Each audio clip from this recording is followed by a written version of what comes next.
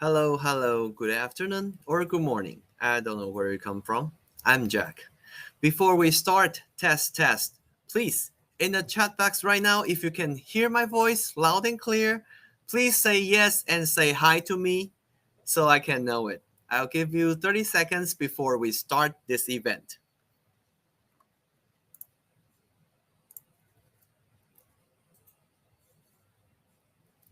Oh, great. Hi, Daniel. Hello. Good. Is there anyone else can hear my voice loud and clear? Please say hi to me. I'll be very happy to see that.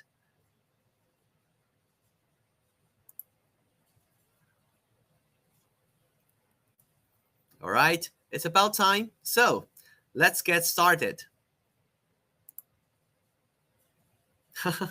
Hello, Aaron. Thank you very much. Thank you.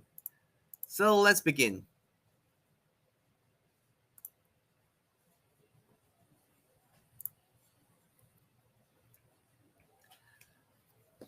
Hello, everyone. We are very happy to welcome you to this event. Hello. Hi, very. Thank you very much. Thank you so much. Let's start it. Okay, great. Hello, great. Thank you very much. Okay, now it's time. It's now 2:01. Let's get started. Hello, everyone. We are very happy to welcome you all to join us today. The ASEAN High Precision Injection Molding Solutions for Automotive Application Summit. To brought you by Ringer Events in partnership with Sydneylai Machinery Works Company Limited. I'm Jack, your host for today's event. Welcome. In this summit today, we will hear from industry experts on the trends and developments in automotive and auto parts production in Southeast Asia.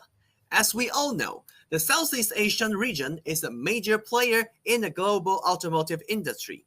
Many well-known vehicle manufacturers have their production facilities in this region, while others source their automotive parts and components from Southeast Asian suppliers, including Thailand, Indonesia, Malaysia, Vietnam, and so on. As such, the need for efficient and advanced technologies and performance materials is on the rise in this region. In particular, injection molding as a process for producing automotive parts is becoming more advanced and now answers the call for precision and cost-saving production. In the same manner, the demand for high-performance materials in vehicle production has also been expanding. Therefore, in our webinar today, we will learn these developments as well as the various opportunities for those engaged in OEM parts production. But before we start, we'd like to thank all of you for joining us, and we encourage you to actively participate in this webinar by posting your questions in the chat box later. We will have live Q&A sessions immediately following each presentation. Take advantage of this excellent opportunity to learn and interact with our industry experts as our speakers today. So let's begin by showing you the short rundown on our agenda for today. Firstly, you can say after my welcome remarks, we will have opening speech talking about Asian automotive market trends, topic Asian automotive sector, major trends and developments by Mr. Joy Roy Bonnock, Associate Director, Head of Research of Collier International Philippines, followed by technical presentation about precision injection molding solutions, the topic innovative injection molding system for efficient auto parts production by Miss Jenny Ling, Head of Marketing, Sydneylai Machinery Works Company Limited, and we will be followed by the Q&A presenter, Jackie Ling. Yes. And followed by technical presentation, market opportunity and e-mobility. Topic, Sydney's lightweight and future mobility material solution by Mr. Aaron Hu, Senior Manager Sales, OEM Manager, Field Development Manager, Selenis.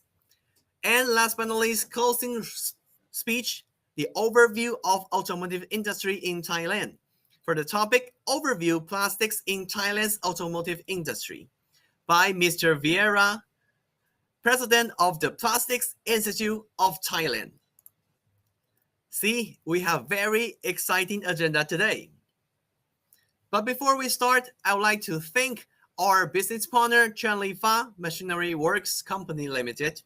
While I'm introducing Fa to you, let's have a little website tour to Fa.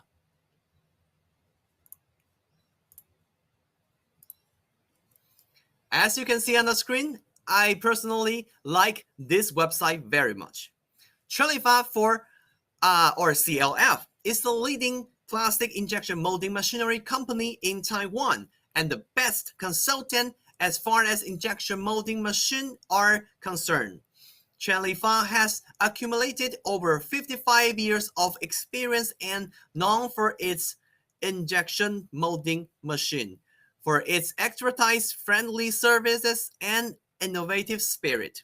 Starting from small-size plastic injection molding machineries through constant improvement and innovation for years. Fa now has diverse models to provide complete plan optimization and provide global service. From fulfilling production capacity, operation performance, integrated production line planning, to after-service service, practical and economical customization, Fa can create the best machine exclusive to clients. Fa offers machines from 60 tons up to 5,000 tons to meet any needs. Machine customization and a full range of solutions from molds and other equipment to ensure efficient machine performance. Fa machinery has excellent quality and sold globally to over 40 countries in Southeast Asia. Fa operates office in Thailand and Vietnam, and its team for professional can assemble and conduct repair and maintenance services. Fa also helps achieve practical and cost-effective customization and integrated production line planning for customers in Southeast Asia. At last, upholding the spirit of pursuit of excellence and sustainable innovation, Fa has never halted its progress in the development of plastic injection molding technology. So, at the end, as I mentioned, please, after this event, please go to Fa's website and have more exploring of their services and those great pictures and videos as well. Now let's go back to my slides. All right, to start our summit, we have our first speaker, who is currently the Associate Director, Head of Research of Collier International Philippines. He is one of the most sought-after speakers and an excellent analyst when it comes to market trends and developments in leading industries.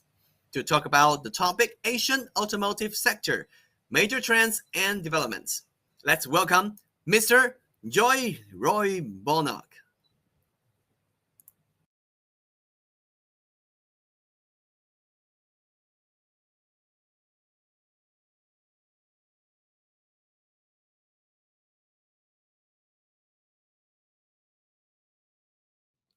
So the Asian region is a thriving hub for automotive manufacturing. And if you look at the economic performance of a lot of economic or countries across Asia, we're seeing very fast, accelerated growth across the region. Of course, we know what happened at the height of the pandemic. It really disrupted the economic growth of a lot of Asian economies. But now we're starting to see recovery. In fact, we look at the Philippines, it grew by 8.3% in the first quarter of 2022. And this is much faster compared to a contraction of 3.8% that we recorded first quarter of 2021. So a lot of industry observers, analysts are projecting a faster recovery for the Asian region. However, we have to note that there are some factors that might clip this growth moving forward. You still have the Russia Ukraine conflict, which has, of course, geopolitical implications, and then inflation, which is also rising globally. You see that in the United States, and of course, the Asian region will also be affected. So it's interesting to see moving forward how will this rise in inflation and this geopolitical tension affect the growth of the Asian economies and the growth of the region as an automotive manufacturing hub. But looking at the projections, if we look at the Philippines, Malaysia, Thailand, Vietnam, and Indonesia, we're seeing very good prospects. In fact, growth would range from about 5 to 6.5%. So that's still pretty strong.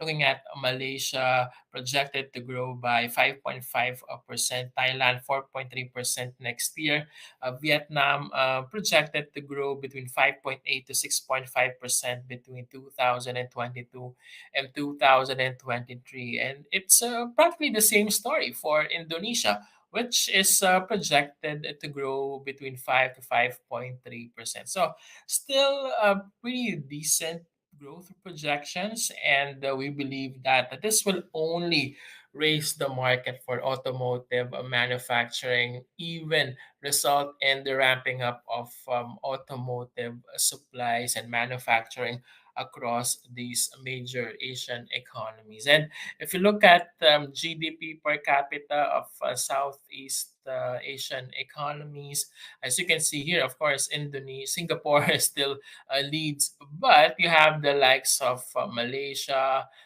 and Thailand, of course, that have really seen stable growth with their respective GDP per capita. So that would range from 2,600 to about 10,600 for Malaysia. Thailand has about 6,200, Indonesia 3,760 US dollars per capita. And of course, a faster economic growth will only result in a stronger economy, a stronger domestic economy and market for automotive. And again, because of this growing interest for these countries, we're likely to see the automotive sector is also growing. So that is a pretty good prospect for these countries. And moving forward, we're likely to see this a strong push for manufacturing to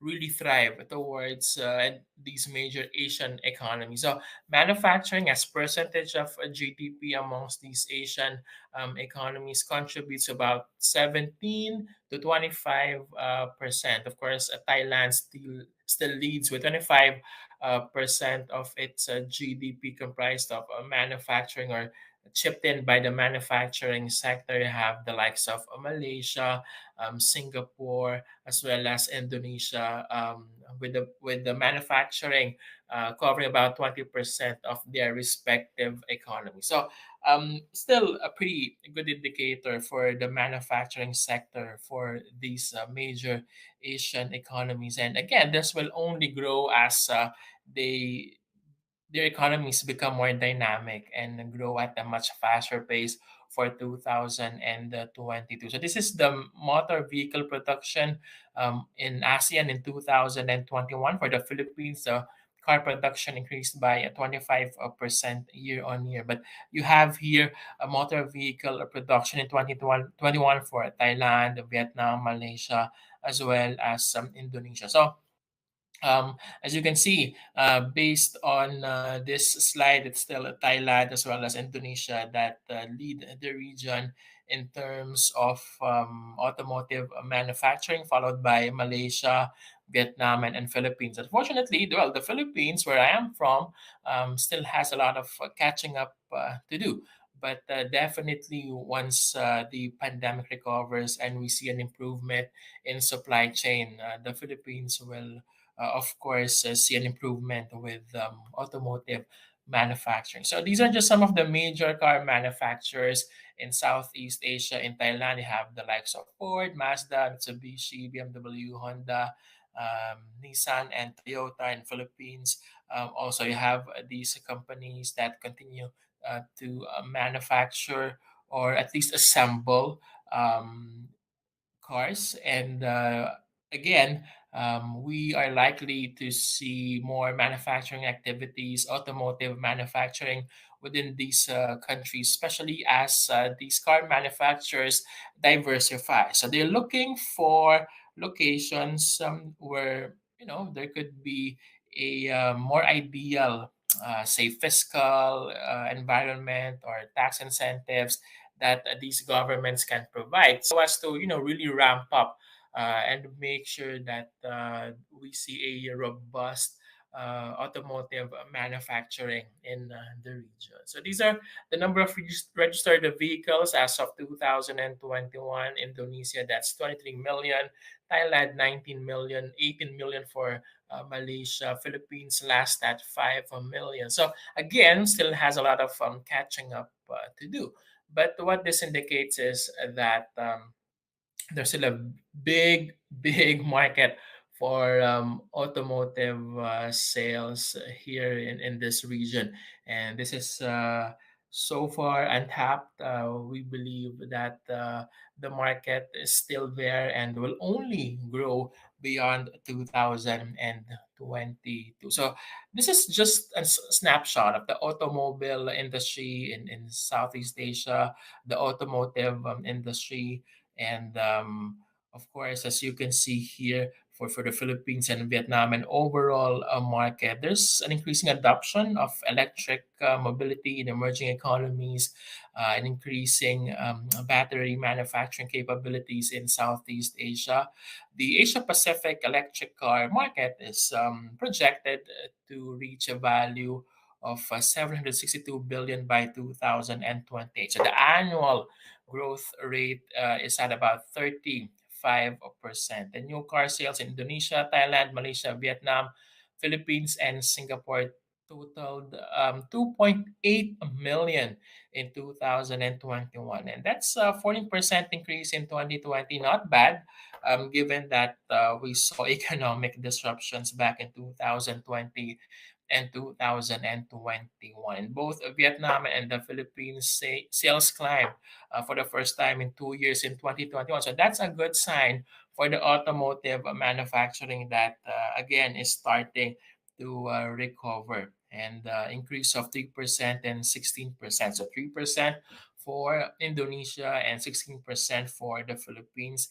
In 2020 and 2021, Vietnam was the star in the region. It was Southeast Asia's fourth largest new car market and has overtaken the Philippines. So it has made significant strides in terms of raising its share in automotive sales, which is an emerging automotive market in the region at this point. And Vietnam is, of course, known, it's popular for high level of ownership of motorbikes. But again, despite this popularity, automotive market will likely expand, especially as we see this economy growing rapidly over the next couple of years. And Singapore is a major original equipment manufacturer worldwide, and a lot of these players have started investing in Singapore for the manufacture of electric cars. And of course, in Malaysia, well, there was a drop in car sales, but sales activities are starting to pick up. And in fact, for 2022, car sales are projected to reach 600,000. And again, because of tax breaks, we are likely to see a more robust automotive manufacturing segment or market in Malaysia. So For Thailand and Indonesia, Thailand is obviously the most developed country in terms of automobile manufacturing. So you have the likes of Honda, Ford, Toyota, BMW that have established factories in Thailand, and production of these vehicles will reach 1.4 million in 2020. So in Thailand, the market leader remains Toyota. But if you look at other Asian markets, and we talk about other key hubs in the region, you have the likes of Indonesia, of course. More than 80% of passenger vehicles in Indonesia are multi-purpose vehicles.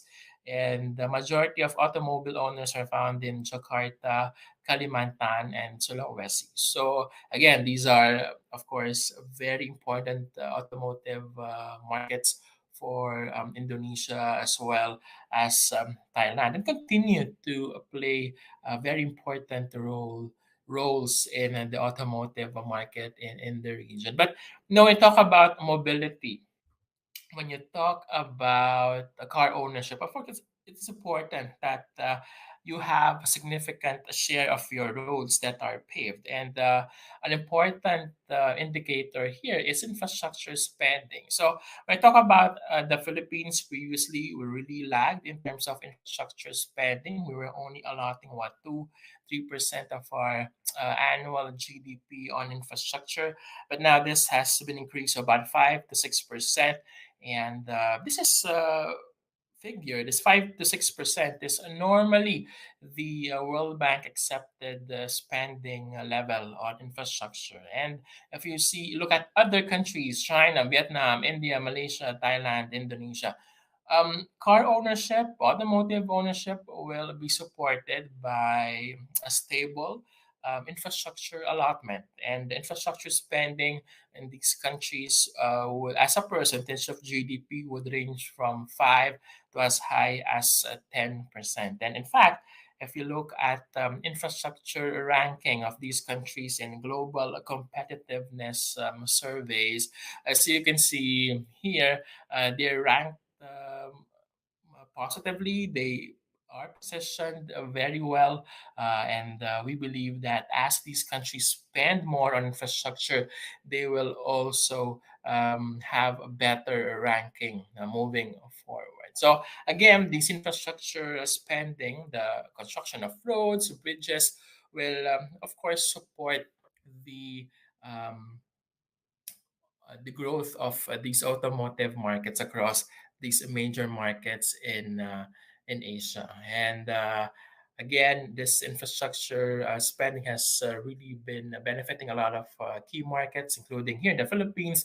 That's Metro Manila, even Bangkok in Thailand, and has really improved connectivity and mobility of a lot of people. And we believe that moving forward, we will see a greater automotive car ownership in these markets, especially with the improvement of the road network, of the infrastructure network from all of these countries. So we're still very optimistic, or we're positive with what we see in the market at this point, and we hope that the automotive market expands exponentially moving forward. Of course, so we saw disruption in 2020, but definitely this region, the Asian region, is one thriving market for the automotive sector. And a lot of players, a lot of developers, a lot of car assemblers are all working together to support the growth of the automotive sector. So we believe that as we advance and progress beyond 2022, and as we recover from this COVID-19 pandemic, the automotive sector will only thrive. And again, that is a very good news for a market like Southeast Asia, for the Asian region, which is a, a growing and a promising market for the automotive sector. So that concludes my presentation. I believe we also have a few minutes for questions. So we're now open to answering your questions. So thank you for listening.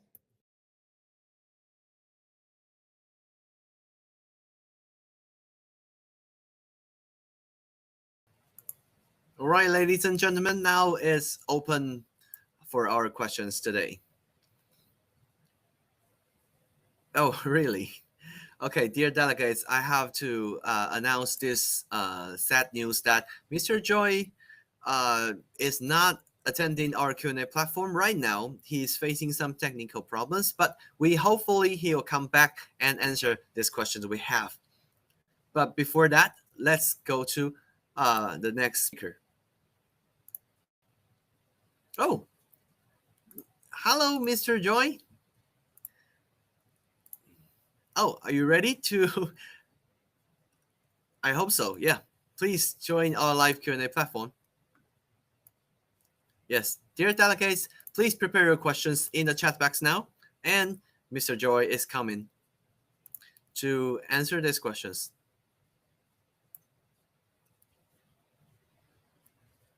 Yes, Mr. Joy, I see your text. If you want to say anything to me, you can text me in the chat box too. Before that, let's review. We have two actually incoming questions. One is, what will drive the automotive sector's growth beyond 2022? It's a very big question, I think. The second is, do you see the region retaining its stature as a manufacturing hub? As my opening speech, I said, yes, the Southeast Asian region now is very looking like this a manufacturing hub right now. So for this two very good question, Mr. Joy, if you can turn on the microphone and camera once again and join the live Q&A platform, or you can text me the questions, the answer of these questions later. I can read it for you, or I can post it in the chat box for all delegates. Oh, hello, Mr. Joy. Hello, Very good to see you. Great. can you see me and hear me now? Yes, yes, yes. Okay, I loud and okay. clear. Finally, Okay, right? so I'm ready to Let's answer your come to the next questions. one. Okay. Let's come to the first question. What's your question? This one, Can what you will drive the automotive sector's growth beyond 2022? Looking at the region, it is expanding at a rapid pace. We know that the COVID-19 pandemic really affected the growth, has disrupted the economic growth and output in the region, Southeast Asia, Philippines, Malaysia, Thailand, Singapore, Vietnam, Indonesia. But the global analysts, economic analysts, are projecting a much faster growth for 2022. So that should bode well for the automotive sector, especially for the growth of the region as a manufacturing hub. That should also support greater purchasing power. You note that due to the pandemic, some individuals, high net worth individuals, are not able to travel, so they were able to save money and they now are purchasing vehicles. So that will also support the growth of this automotive sector moving forward.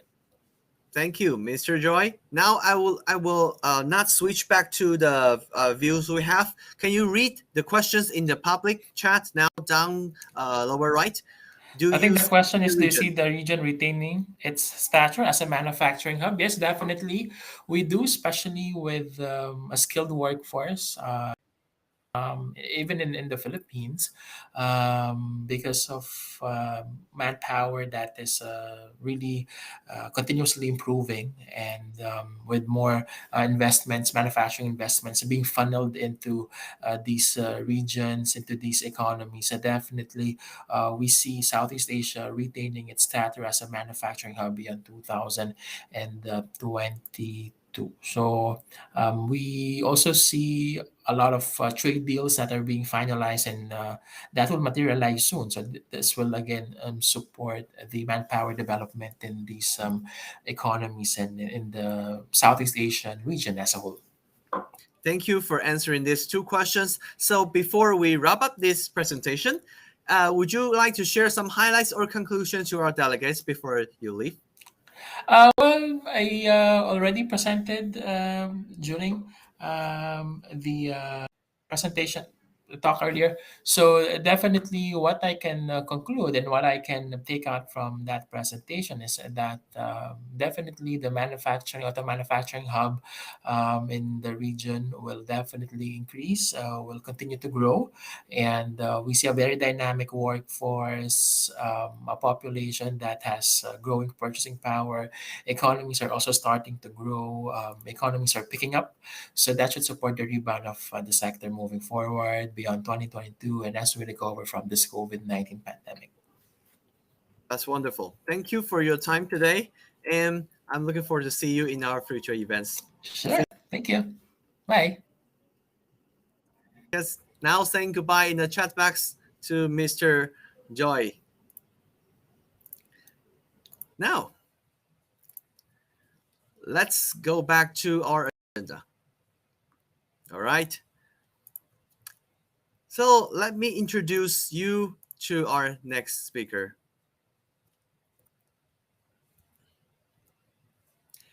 Okay, our next presentation is from our business partner, Li Fa. We have the head of the marketing of Li Fa to talk about innovative injection molding system for efficient auto parts production. Let's hear it from Miss Jenny Ling. And also, dear delegates, we're gonna have Mr. Jackie Ling for our Q&A presenters later as well. So prepare your questions and listen to their presentation very carefully.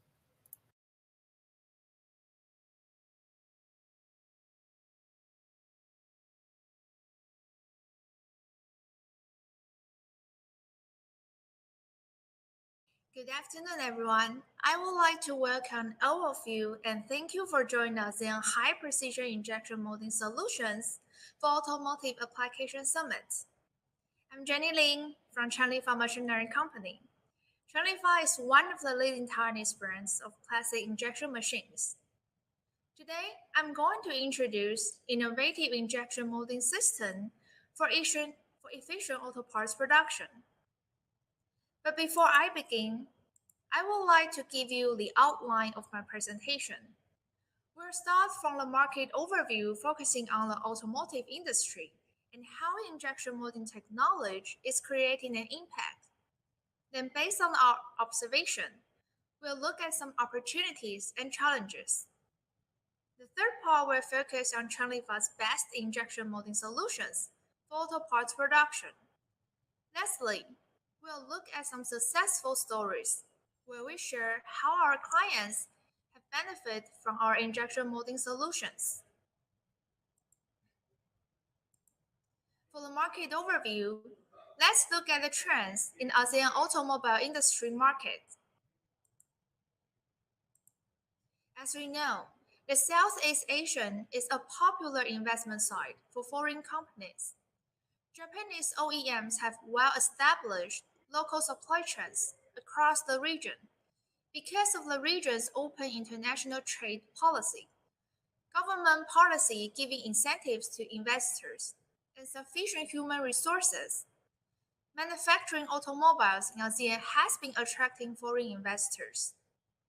However, although these ASEAN countries have all focused on the development of their automobile industry, the particular economic niches and consumer bases differ greatly among them.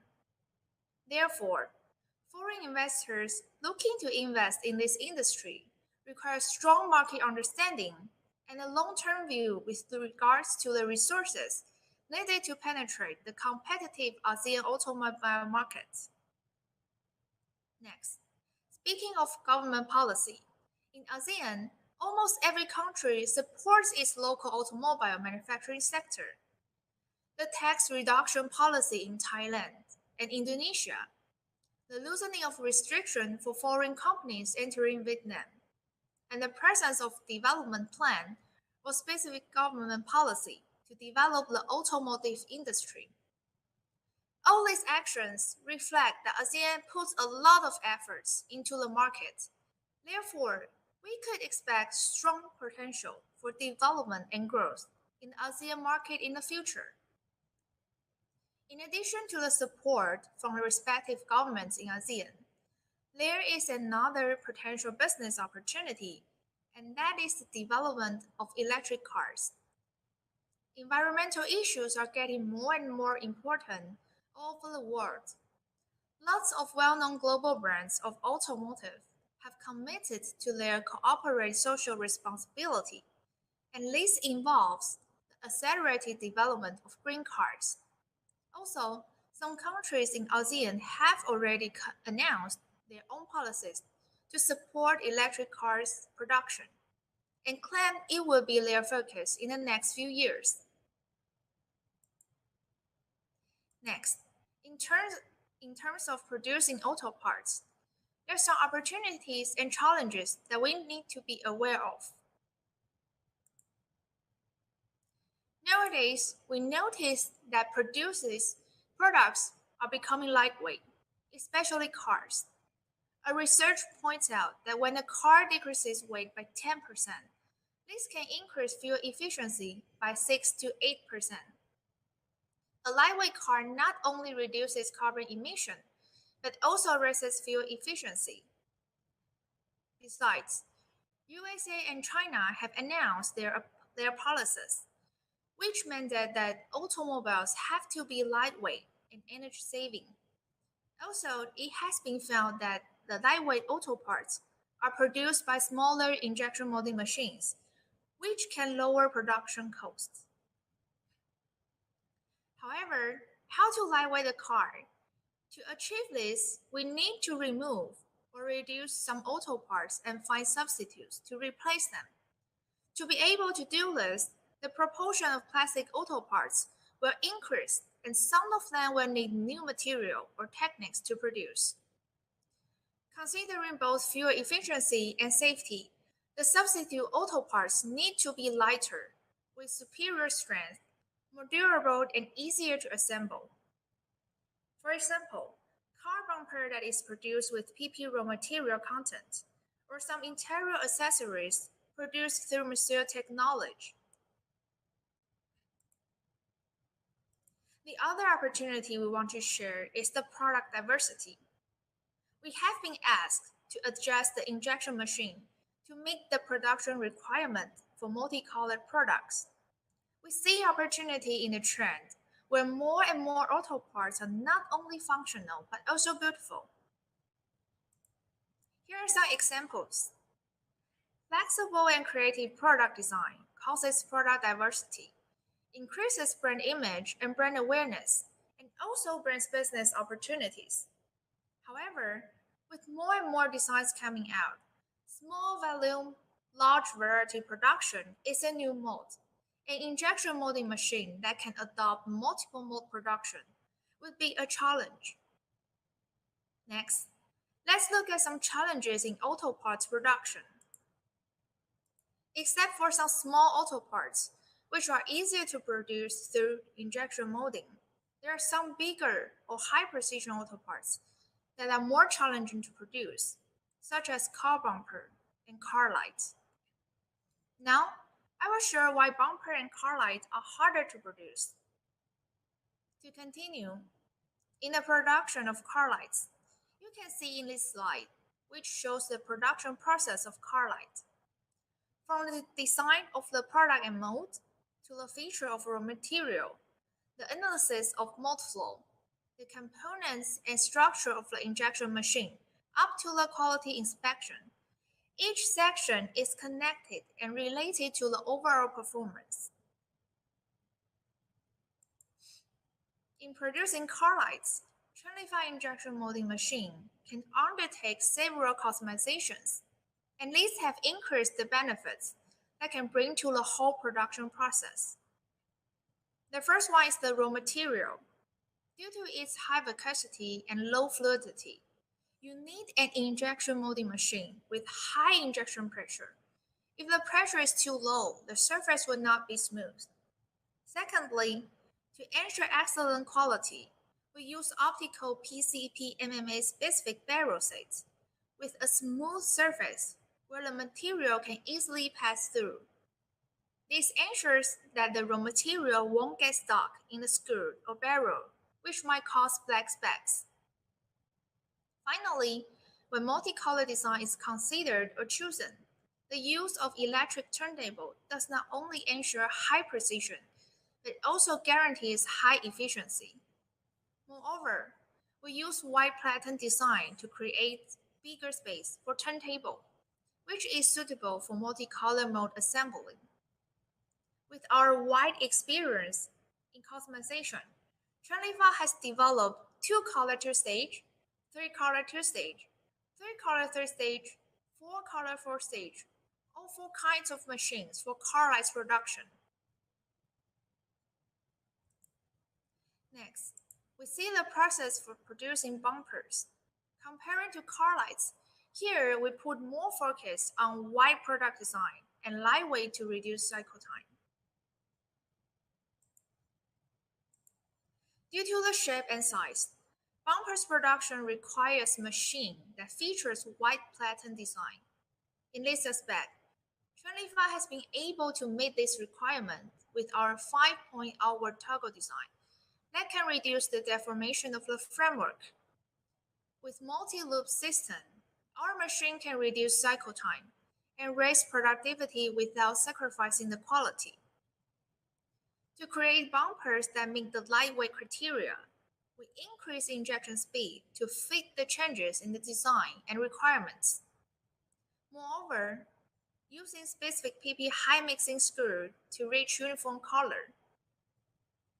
Finally, to save energy, we use several energy-saving systems instead of traditional motor system. And with electric charging system, we could reach an energy saving to 50%.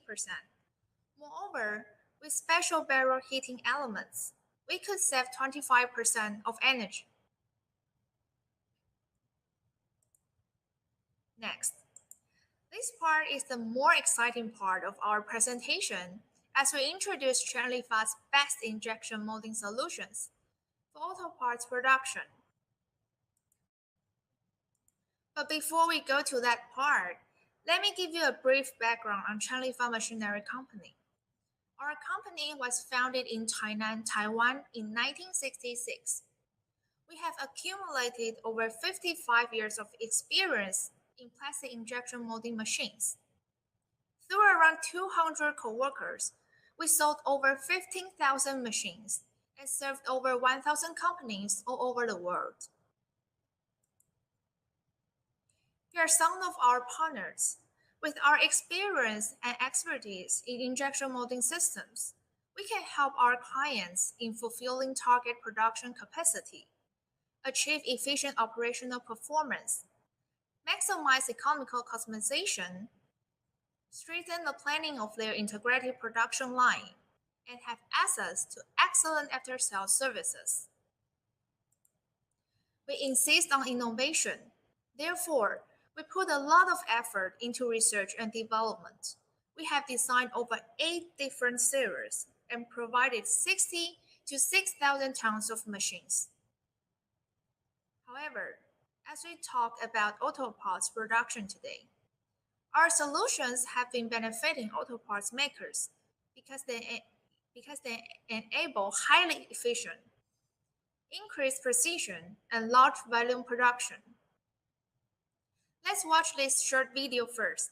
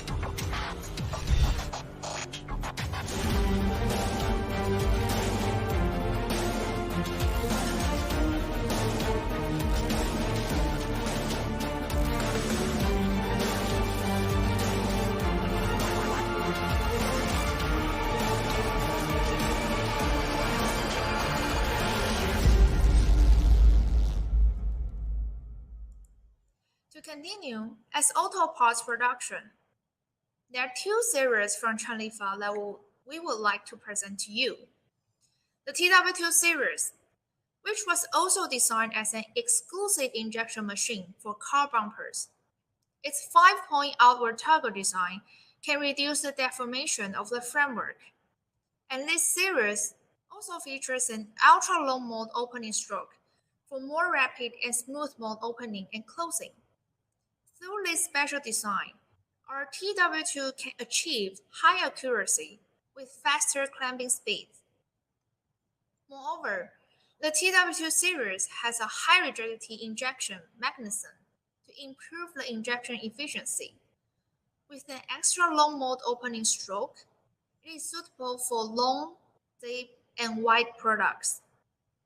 Based on our successful experience in developing this series, I will share the data with you. Let's look at this 2800 TW2 as an example. It is a customized machine that features high speed, high precision, and energy saving. The weight of the product is 1,376 grams, and the cycle time is 93.5 seconds. We have set up a standard to measure its precision, which is every difference of product weight must be lower than 0.005. Besides, this machine is equipped with 3 kinds of energy saving system to create a powerful machine that guarantees energy saving and reliable operation. The next machine that we would like to recommend is the TWR series. This series is a multicolor injection molding machine. In this machine, Chenlifa preserves the flexibility of product design.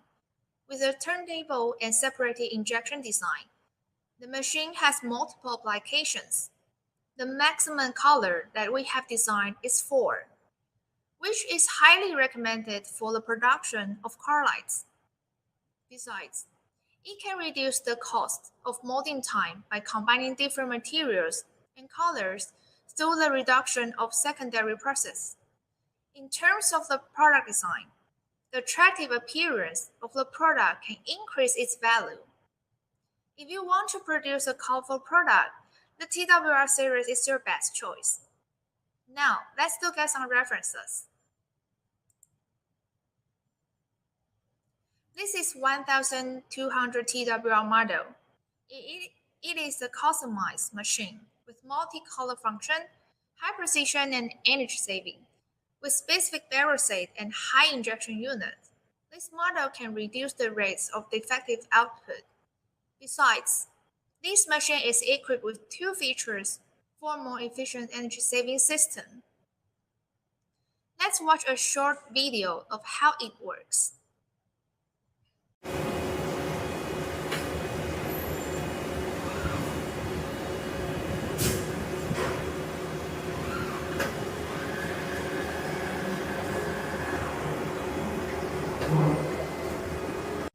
Another example is 850 TWR, which is also applicable for production of car lights.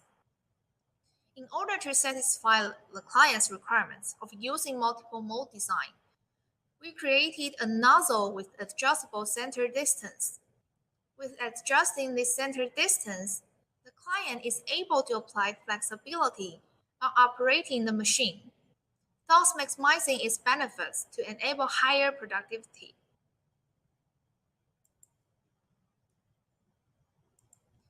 After the introduction on the Chenlifa injection molding solutions, I would like to share with you some successful stories where we are able to meet our clients' requirements. An Indian company, which produces lenses, has used our 1400 TX injection machine. Since the raw material to produce the lens is sticky, the company requested for high injection pressure to ensure the quality of the lens. If the injection pressure is lower than 2000, the surface of the lens might get a black speck. As you can see, our machine is capable for reaching 2276. In addition, the client specifically asked for shot weight ranging 1.6 to 1.75 kilogram. Our record is almost 2 kilogram. This client has cooperated with us for over 15 years. They trust our expertise and high quality of sydneylai machine. And their first sydneylai machine is now still working, which shows our machine is really durable and reliable. Another successful story is a client from Mexico. The company manufactures a wide range of general auto parts. In this case, the client requested for a specific injection speed and also asked for high precision due to the complicated mold design. Because of these requirements, we recommended them to use our 750 TW, and this model has been able to satisfy their needs. The injection speed is 150, and the positioning precision is 0 to 3 millimeters.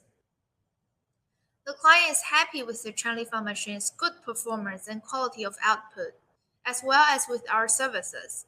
In fact, this client bought 5 sydneylai injection machines in 3 years.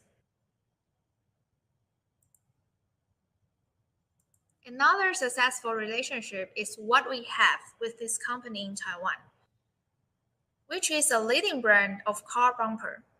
They ask for a machine that is customized towards reducing cycle time, and one that uses a multiple loop system.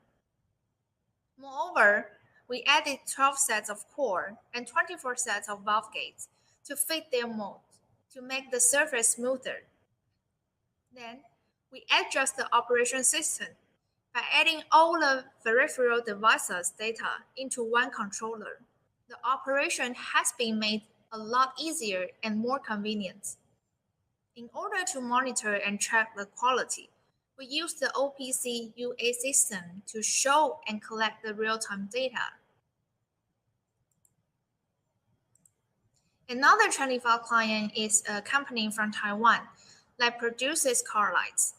Their requests are for multicolored, customized sized core operation, multiple barrels and gating design, high precision positioning, and multi-angle turning of turntable. Moreover, they need a powerful machine, but with smaller or compact in size to save on space. Our 1350 TP2R is the best solution for them, as it is able to meet all the criteria of the client and the conditions they required, but also use two-platen design for space saving. Let's watch a short video of how it works.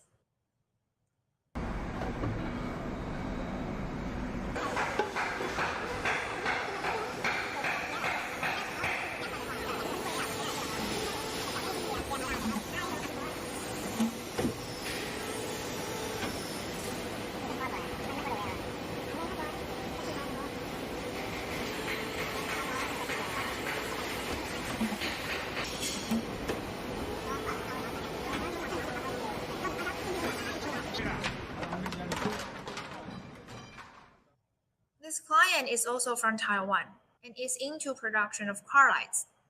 With the application of specific barrel state, high injection pressure, and high injection force units, the rate of defect has been reduced.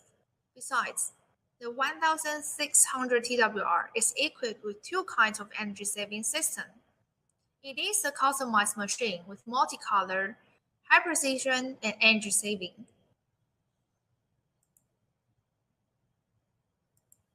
The last one that I'm going to share is also a Taiwan-based company producing car lights.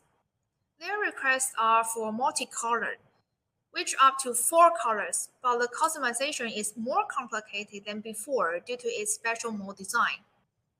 There's also a video to show how it works on our machine.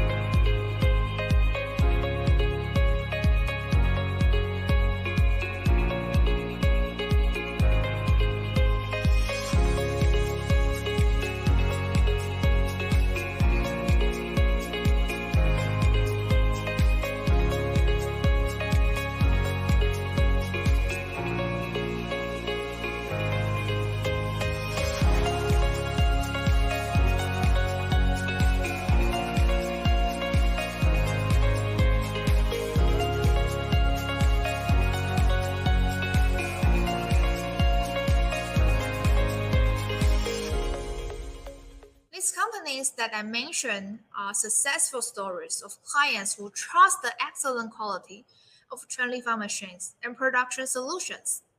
We have been cooperating and working closely with our clients to know exactly what they need, what they want to accomplish in terms of end product quality, so that we can design customized injection molding solutions.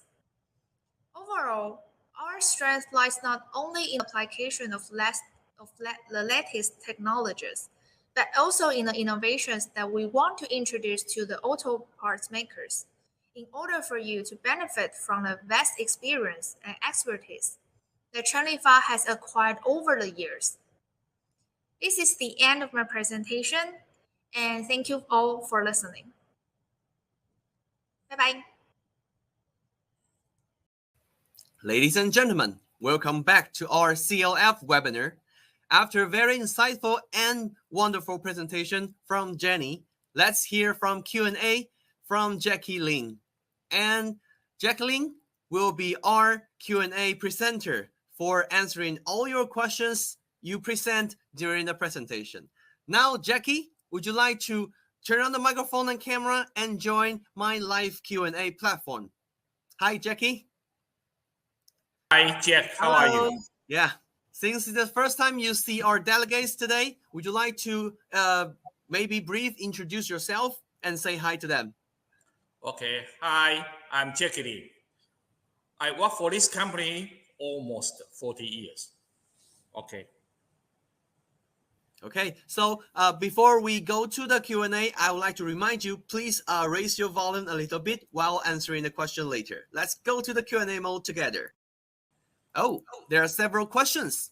Okay, let's pick up the first one to answer, shall we? Sure. Jackie, what about this one? Would you like to answer this? Okay. In automobile manufacturer market, what is the standard and the customized proportion of the sealer machine being sold?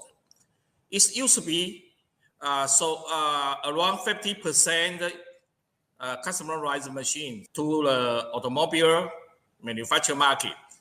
Most of them are big technology machine because auto parts like the bumper, like the instrument panel, is the most structure is so complicated, and those more must be equipped a lot of the hard runner and also a lot of zone of the valve gate and also a lot of the cold puller. But not every customer demand are same. And maybe some customer, if you pay attention on the power consumption, maybe he will ask for the electrical thermal motor for charge instead of the hydraulic motor. Some customer maybe pay attention on the product stability. He will ask for proportional valve to control the injection. Then can reduce the weight variation of the every product. I think the big technology machine, why CLF can make the good big technology machine because CLF invest a lot of the big size machine tool facility. And also we develop we own the machinery procedure.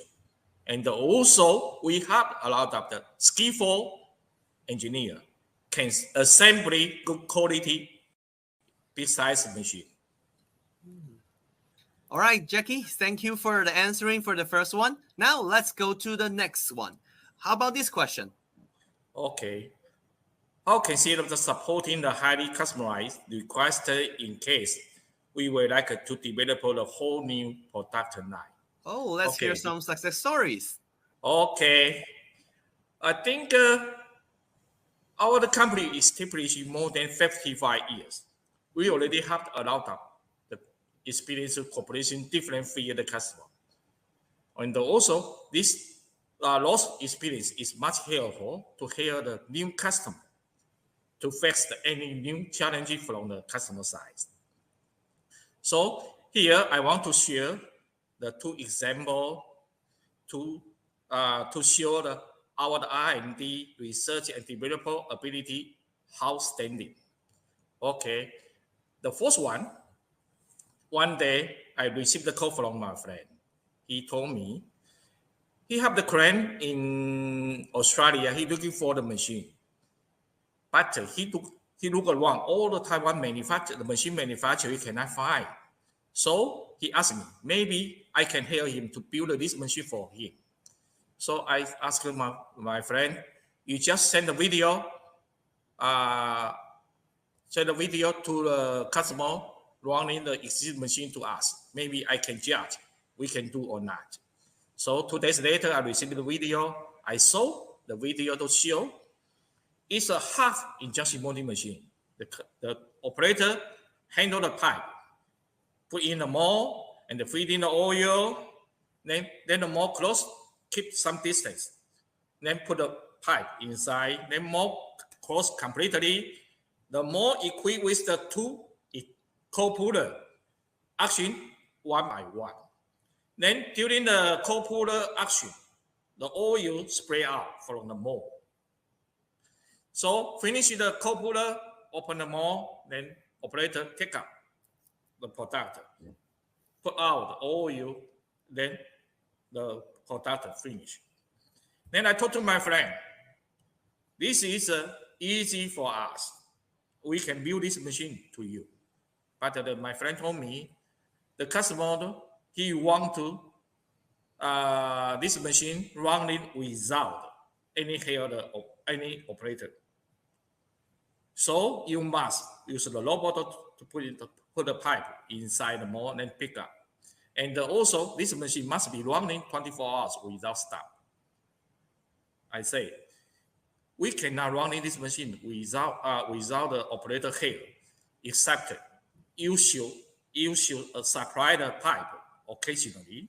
Otherwise, the system will be stopped during the no pipe can use. So we get a agreement from the customer side. So we decide to accept this challenge. So we find the robot and the automation come to our office to discussion how to design the machine, how to separate the system. And also now we get a conclusion. The CEO he made the half injection molding machine with the two co-puller. And also this machine must have the safety guide. During the co-puller action, he should collect all the oil spread from the mold and follow back to the tank. And also this tank is also supply the oil to the robot, the auto oil feeding system. Then the robot should be designed the robot to pick out the pipe, put inside the mold. Then after that, take out the pipe from the mold. Then draw the oils out of the pipe. Then put the pipe to the conveyor. Then conveyor take out the product to the tank. And also we design so everybody go back to design the machine, to manufacture everything. It took about 6 months. The machine and the whole system is finished. So we started testing. Of course, we will face some bug, but we do our best to solve it. So after that, we ask the customer send the mold and the pipe, oil, and also the operation instruction to us. So we do the testing in Taiwan. When we receive the goods, we do the testing. I think all the function is action exactly according to our design. But we find sometimes the pipe will stay on the female side mold. In this case, the robot cannot pick up the pipe from the male mold. Then host will be stopped. So we ask the mold maker, the robot maker, when you fix this condition, you just give me the signal. So I will ask the co-puller action again to push pipe out of the mold. Then machine can continue the next cycle start. So after This one, after we modification, machine running good, and also without any stop. So we send the machine to the customer side. Till now, already more than 6 months. But during this period, I didn't receive the hair request call from the customers. So I called the customer. How is the machine running? Why I didn't hear any hair from you? He said machine running is good, but he have a lot of the similar mode. He need to finish all the more testing, then he can decide what kind of machine he need in the future. So good. Then I asked the customer, what is the pipe used for? So I send a picture to you. You just to everybody. Okay, just a moment. Delegates, I'm going to show this picture that Jackie just sent to me. This one. Okay, the first one, this is the pipe I received. The second one is the product after our machines working. The third one is after machinery, this is the finished product. I asked her, what this is the parts used for? My customer told me, this is the one part of the racing car engine piston. So I see. This is also something to do with the auto parts. Very interesting story. Okay. Then we are shared the second example. I think the second example comes from the biggest auto lines manufacturer in Taiwan. This company already buy from us more than 100 sets machine. The size from the 100 ton to 1600 ton. And the model, they have the 1 color, 2 color, and the 3 color. So one day I received a call from the CEO of this company, called me, Jackie, I need the big tonnage machine bigger than the 1600 ton machine. But during the space limitation, the occupied space should be less than 1600 ton 3 colors machine. I say, maybe we can reach that. Because if you use the 2 platen clamping units instead of the toggle system, we can reduce the occupied space around 20%. So we accepted this challenge. And also the customer told me this machine must be can run in 2 color, 3 color, and 4 color. And also the nozzle distance should be changeable from the 800 to 1 meter. So I say, this is okay for us. But I asked him, where you want to put force injection unit? Then he told me, according to his remote design, we can put a force injection unit at the operation opposite side. So we discussing all the specification of the force injection unit. Then we start to design, to manufacture, and to test it.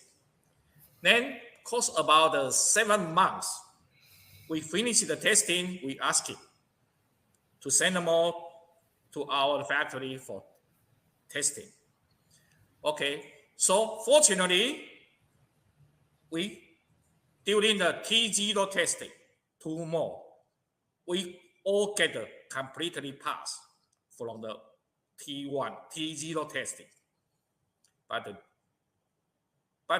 the product is not perfect, but it's acceptable. But we are very happy with that. And also, this machine already sent to the customer, the factory, running here now already more than 2 months. Running is good. So, and also we received 3 follow order. And the 2 is tonnage is smaller.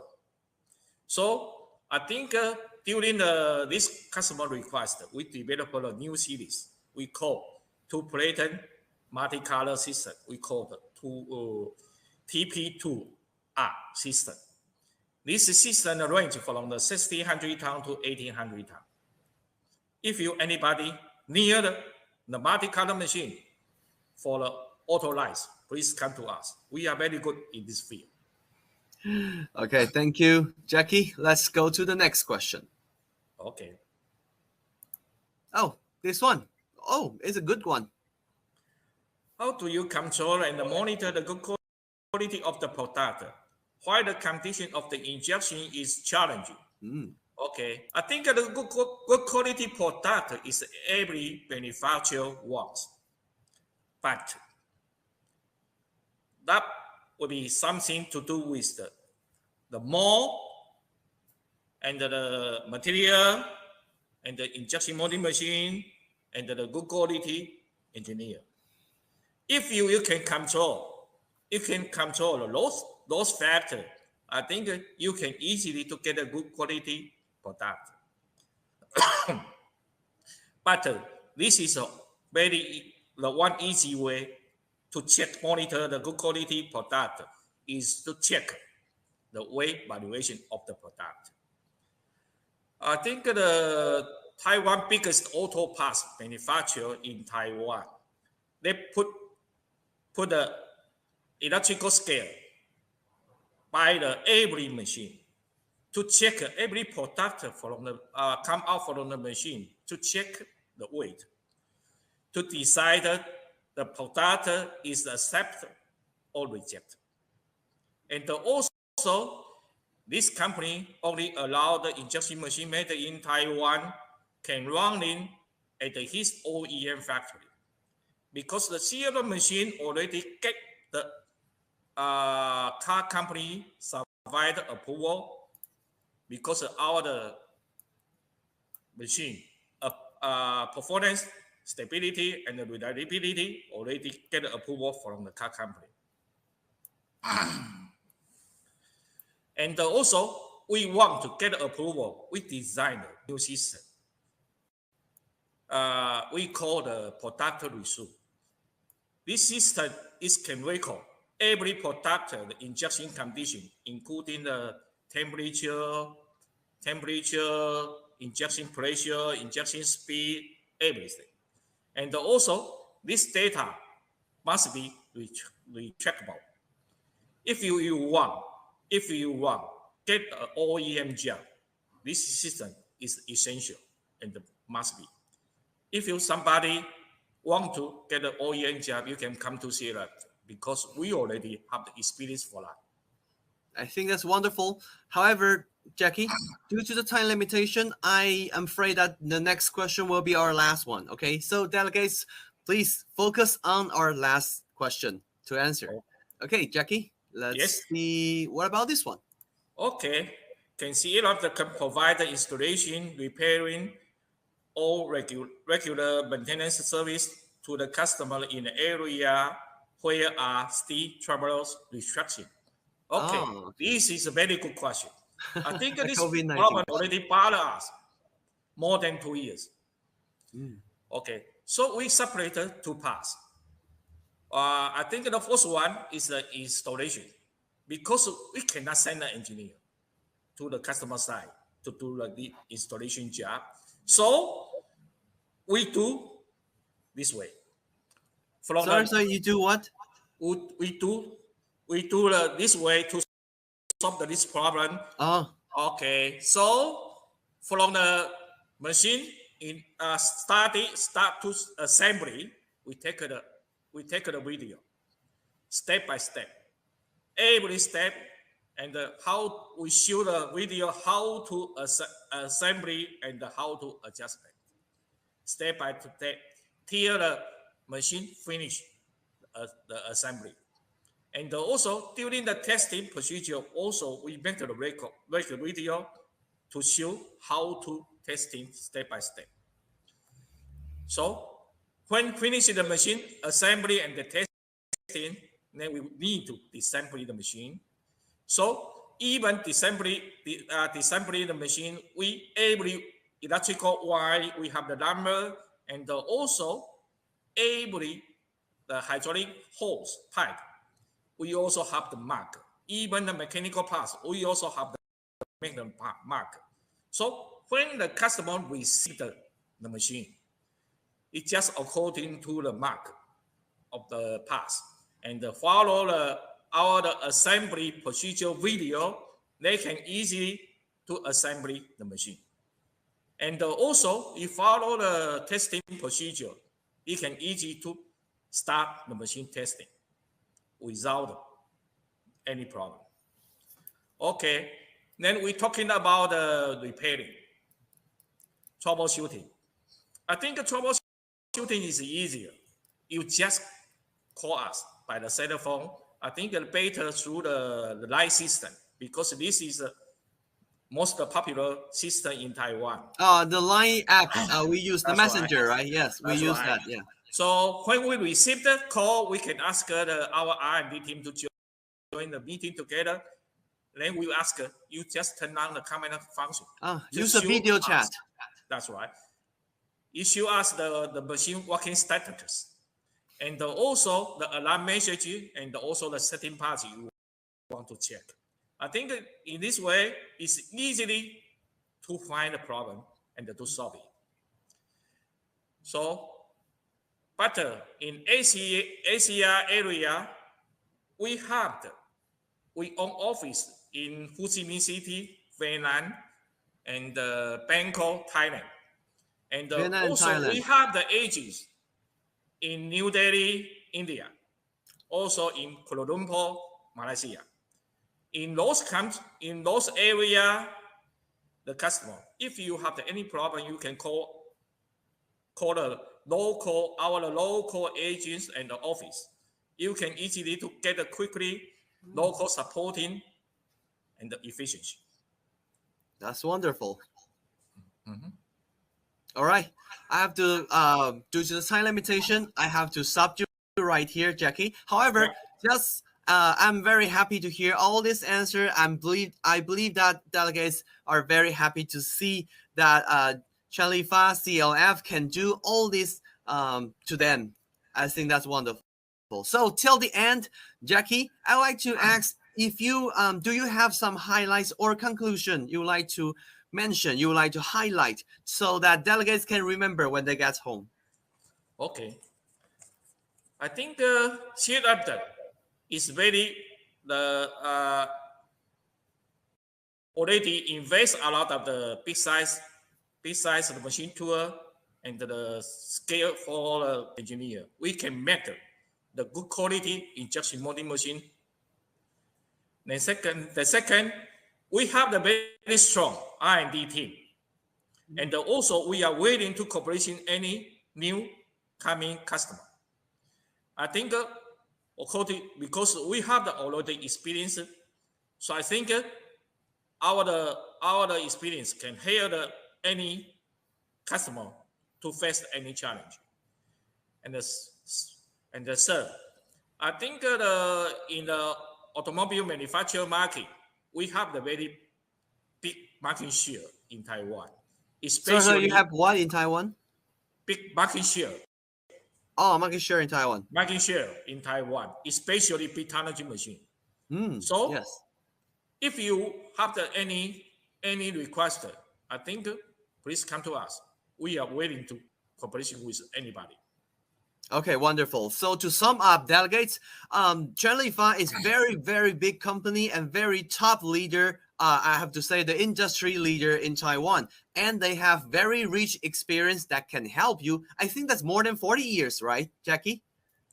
I think no, 55 years. Oh, see, 55 years already. So, delegates, don't hesitate.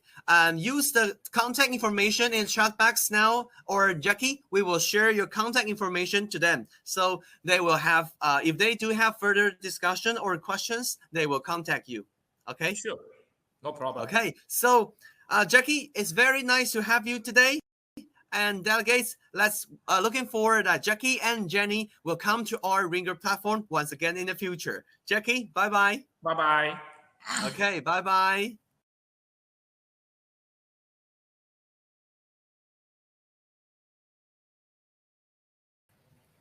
All right, ladies and gentlemen, let's go to our very, very exciting moment. Ta-da! Surprise, isn't it? We are about to have the lucky draw now. Yes, yes. Let me text in the chat box now too. Yes, dear delegates, you might wonder how we're gonna do it. Well, don't don't worry. I'll explain everything. I now believe many of you have already learned a lot of insights from our two speakers, right? But many of you are also wondering when the lucky draw session starts. Then, before we proceed to our next speaker, we will have our lucky draw first. Who will be the winner to get 300 US dollars? Let me announce this in the chat box as well. Great. No, no, no, it's not happening yet. We will draw two delegates by our system who have both registered and are attending our event today. If it shows your name, please text yes, yes, yes in the check box. We will check and announce to you later if the person are eligible winners. If the two people are both eligible candidates, each of them will get USD $150. If there is only one eligible, then congrats, the person will get 300 USD dollars. However, if nobody responds to me or to my team, then unfortunately there will be nobody gets the prize. So focus on the screen now because I am gonna show you the lucky draw sharing window right now. It's totally open. It's totally honest to everyone. Now, do you see me? Let me check on my screen now if you can see my screen sharing button. All right. So, as I mentioned, we have two rules for that. One, you have to be both registered, and two, you are attending our event today. So, if the system show your name later, you have to text yes, yes, yes. Only who complete these conditions, these rules, you can win the prize. Okay. After I put everybody's everybody's names in it, I am now about to click this button to start the random name lucky draw. All right. We have these two people. Congrats. I'm not sure if I pronounced your name right. Mr. or Miss Restituto Felipe Gabuya and Mr. or Miss Kok Ang Lim. Please now in the chat box text yes, yes, yes to me, and my team will collect your information and check if you are eligible to win our prize today. I have to say, I myself really want to join this, but however, I cannot because I have to host this event. Anyway, let's move on. I will text the winner name later in the chat box later. After I introduce you our next speaker. Okay, our next speaker is presently the Senior Manager Sales OEM Manager Field Development Manager of Celanese Corporation.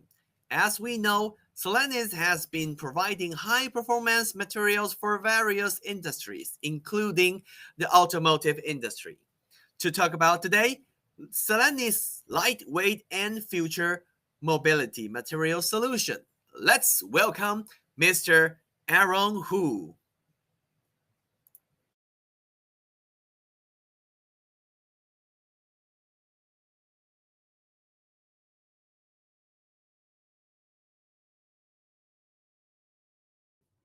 Hello, everyone. I'm Aaron Hu from Celanese China Auto Team. It's really great to have this opportunity to share Celanese material solutions of weight reduction and future mobility to all of you. And really thanks the great platform, which have strong influence on in the automobile industry in Southeast Asia.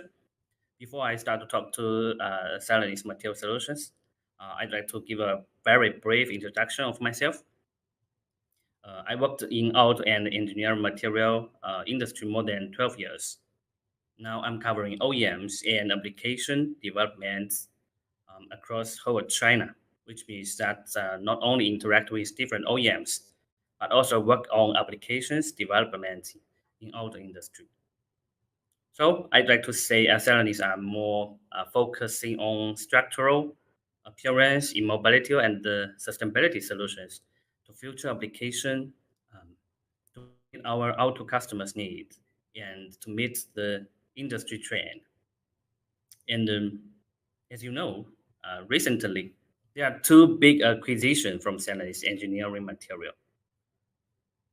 One is Centerprint with TPV product line. The other one is DuPont, MNA, MMNM, mobility and materials, which means we had broadest portfolio of engineering material in the industry. We can offer variety solutions to our customers. So Celanese is a global chemical specialty materials company that engineers and manufactures a variety of products essential to everyday life. Our global headquarters is in Dallas. We had a great team to cover business development in Southeast Asia. In 2021, net sales were 85 billion, 8,500 employees last year. But after completing the integration with DuPont M&A, I think we'll have more people to serve our customers. Okay. As you know, we had broadest portfolio in the world. If we look at the material offering picture, from lower service temperature to higher service temperature, Celanese can offer polypropylene compounds, LFRT, long glass fiber reinforced thermoplastic, ultra high molecular weight PE. We call GUR of our brand. It can be used for the battery separator. And we had POM, which broadly used for fastener and clips. We had PBT and the nylon for sensor housing and the interior or exterior structure parts. We also had laser welding grade with super great laser transmittance properties. If we talk about the flame retardant grades, we had halogen-free PBT and nylon for e-powertrain applications. If you need higher working temperature, we can offer PPA, PPS, LCP to meet our customers' requirements.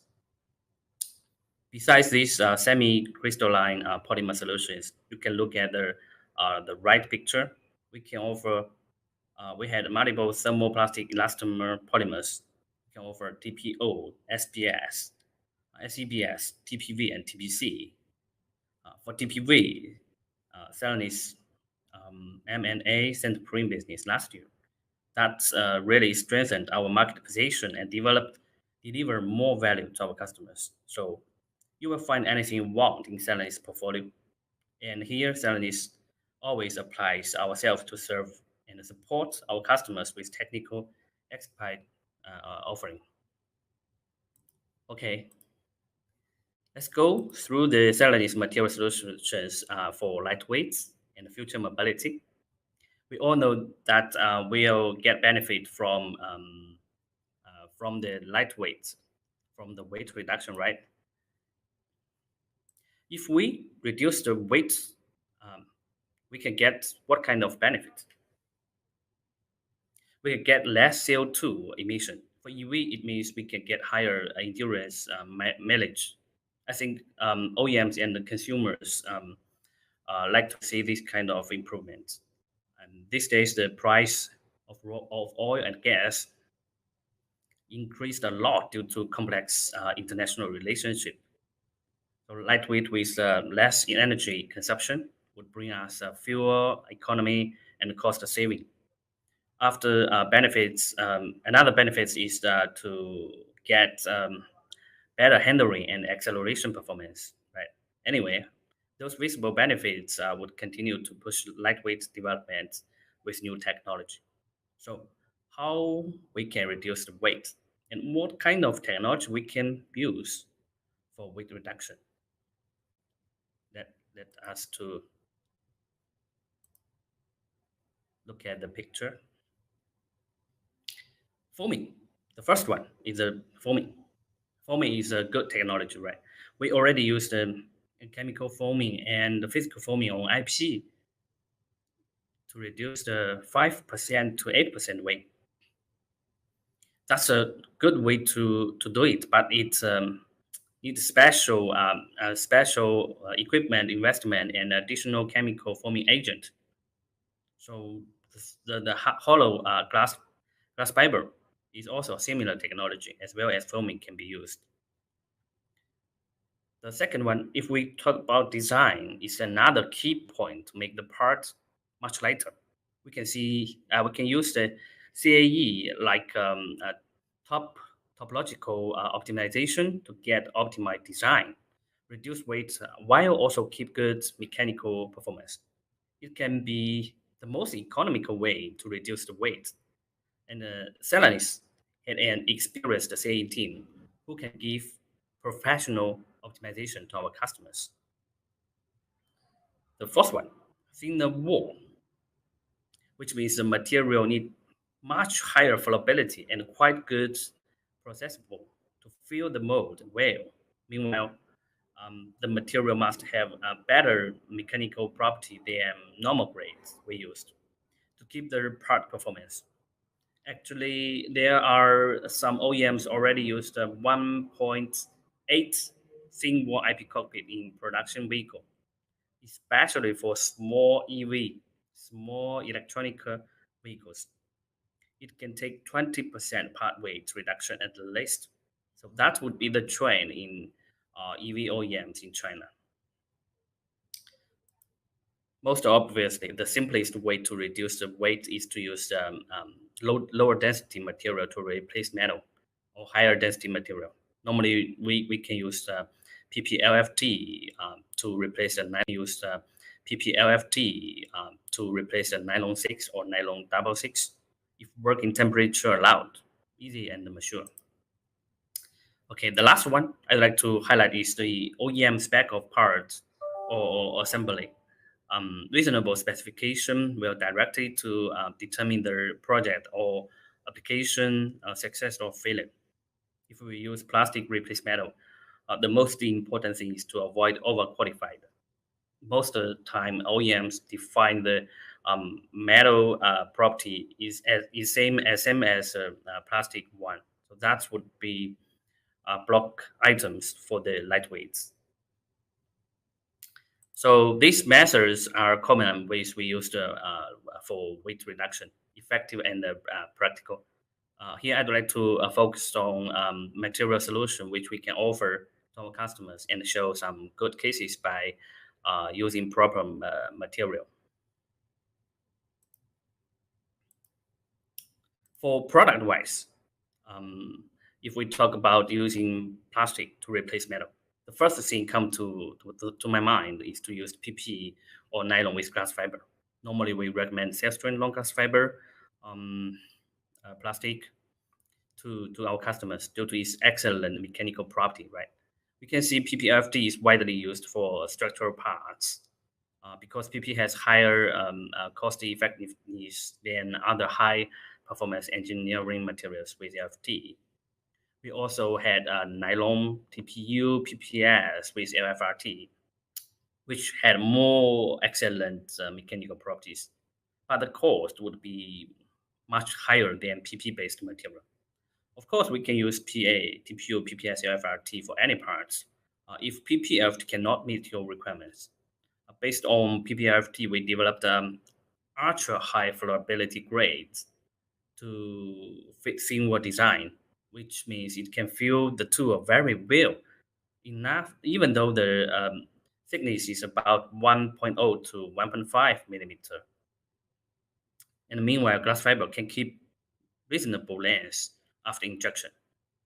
So for normally grade weight, that's very difficult to process at such thinner wall thickness design. And besides the Sailstream LFRT, we also had LiPo PP with hollow glass bubble. This is another interesting solution to replace the PP Targ. The last one I wanted to mention is Copoly. It's a thermoconductive plastic to replace metal. We already succeeded in headlamp, heatsink, OBC, battery, and other parts need good thermoconductive. It can reduce about 40 to 50% weight compared to the metal. So as the development of EV market, customers are trying to use Copoly for lots of applications which need thermal conductive and insulation. Okay, those are the material solutions we Celanese can provide to our customers. And most of them are not a new material, but application can be new and innovative. So expect that we can cooperate with our customers to make success in different innovation applications in the future. So we talked about many LFRT, right? So why we always recommend LFRT to our customer for weight reduction? Here is a great example. The chart shows that the property of unfilled grades, short glass fiber reinforced grade, and long glass fiber reinforced grade. Take POM as example. Tensile strength and modulus of unfilled grade is 64 and 2,850.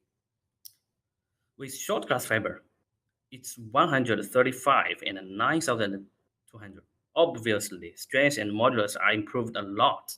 However, if you look at the last column, long glass fiber improved more, especially for notched chap impact. That is because the long glass fiber can form the support structure inside the part. If we burn off the plastic of the part, long glass fiber will still keep the part shape and the structure, but short glass fiber collapse to the edge. So that's why long glass fiber had better performance than short glass fiber for weight reduction. Okay. Celanese had a broad, long fiber reinforced thermoplastic product portfolio.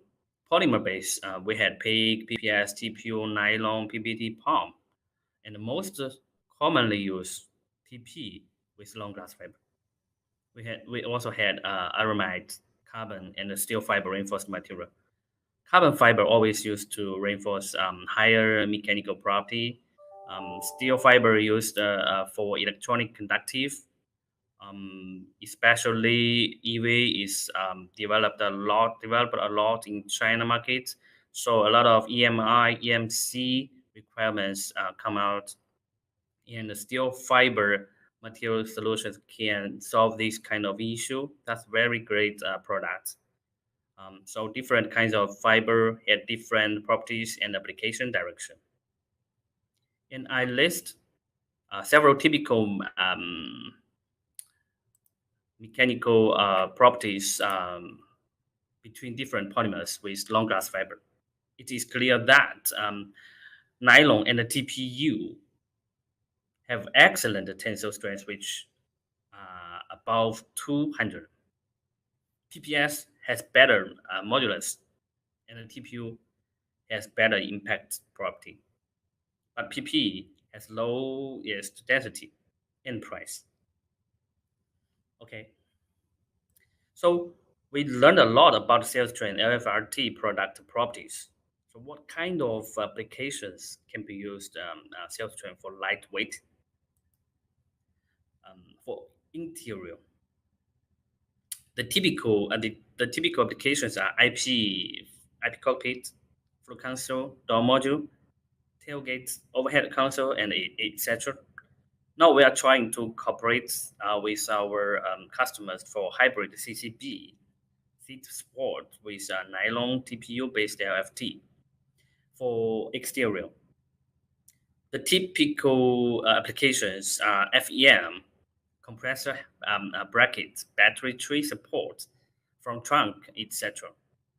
For the future applications, we'd like to target battery pack, metal and plastic hybrid CCB, seat support, thin wall IP designs, thin wall door module.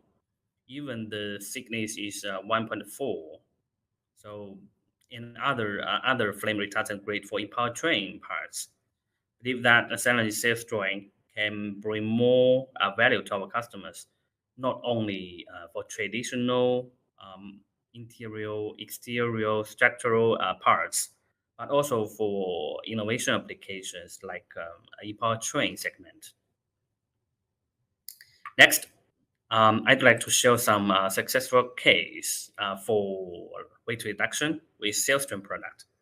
This seat structure with Sailstone LFT delivers weight savings while maintaining safety standards in Ford Super Duty series truck front seat structures. Certainly, CA team did a lot of CA analysis and optimize structure, optimize the strength and flatness. The benefit to our customers is a lower cost, about $6 per vehicle, 15% weight saving. That's very good cases show that Celanese can provide good product and the good technical support to make weight reduction happen, right?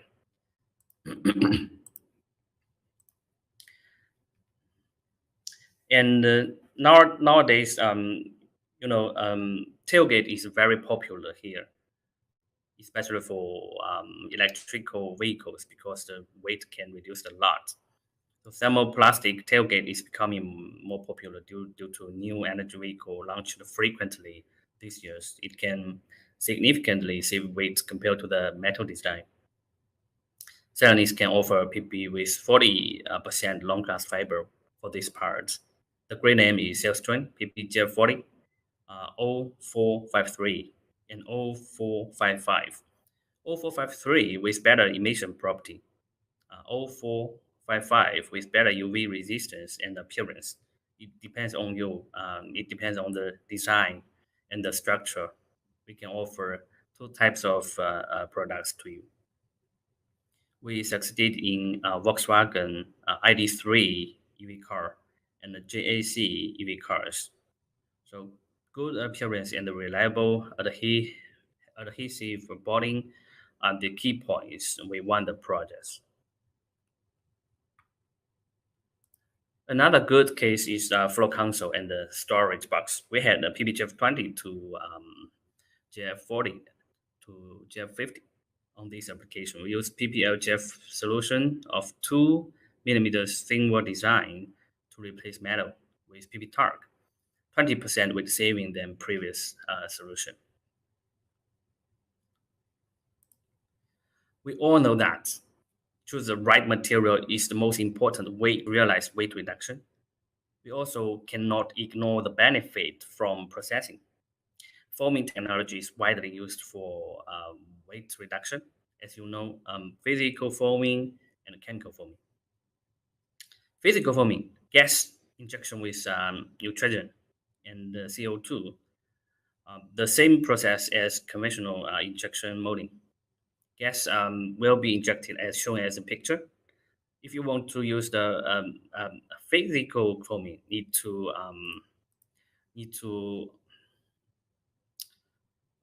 add additional. If you want to use a physical foaming, need to additional equipment for injection, right? Which means need a big one-time investment. But for the chemical foaming, it doesn't need any additional equipment. It needs to add 1% to 2% chemical blowing agent master batching injection molding with LFT. The noise valve of injection molding machine is necessary. And to then we can optimize the processing temperature, processing parameters to according to the different kind of design, different parts. So we are succeeded in IP career applications. Audi, Porsche, Volkswagen, BMW with chemical foaming, and succeed in Chinese local OEMs with physical foaming. So the benefit for the OEMs is 5% to 8% weight reduction. Okay. Another kind of foaming is hollow glass bubble filled material. We can offer light pore PP nylon compounds with hollow glass bubbles. This kind of HGB provide 10% to 30% weight reduction versus PP torque. Excellent dimensional stability and low warpage in comparison with torque and GF. So better impact performance than torque filled grace. We already got approval from FCA and succeeded in FCA IP parts to replace PP torque. And these days, we are also developing projects with Tesla for the interior parts. Okay, so if any interested in our light pole product, please contact us offline. So to summarize what Celanese can offer, product aspect from a product aspect, cell strain LFRT, light pole, cool poly to save weight, technical support we can offer CAE analysis and structural optimization suggestion. Processing aspect, we had rich experience that how to use chemical foaming and physical foaming. In a word, any lightweight topics we do like to support, and we can offer something to meet our customers' need. So besides lightweight material solution, we all know sustainability and the electronic vehicle would be future trend in auto industry. So we Celanese will deliver valuable material solution to our customers by our broadest portfolio. If we look at the picture, EcoR, eco recycle, which means the product that contain post-industrial or post-consumer recycled materials while still remaining good mechanical properties and quality. PP, PA, PBT, PET alloy, TPV, recycled grade we can offer. If we look at EcoB, which means the products delivered from a biological feedstock like forestry and agricultural waste materials or renewable domestic waste using a mass balance approach. It can significantly reduce carbon emission, which would be the first choice to get carbon reduction benefit. The third one is EcoCC. It's very interesting technology, which means the products based on CO2 emission capture technology. We converted CO2 into methanol and then polymerized to POM. CO2 emission would reach zero. So we'll SOP this product in Q4 next year. End of life, which means the products that are biodegradable and compatible with waste streams that go into composting. In the current mode, I don't think any auto OEMs will use this kind of material solution. It commonly used for packaging industry. For EV, as we talked previously, we had flame retardant PPT, nylon, PPS, LCP. It can fully match these applications with excellent methanol, electrical, and flame retardant properties. We are focusing on our battery system, HV connector, e-motor, power electronics, and the thermal management segment of e-powertrain system. Okay, that's all.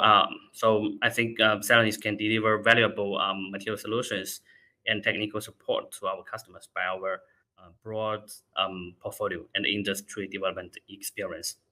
So welcome any innovation cooperation with our Southeast Asia customers. Okay, thanks.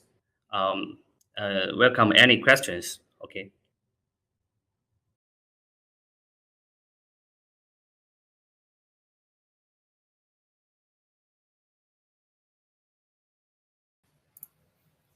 Thank you, Mr. Aaron Hu, for a very insightful presentation. Now, I will welcome you to come to our Q&A platform. So please turn on the microphone and camera again and join the live Q&A platform as we have here.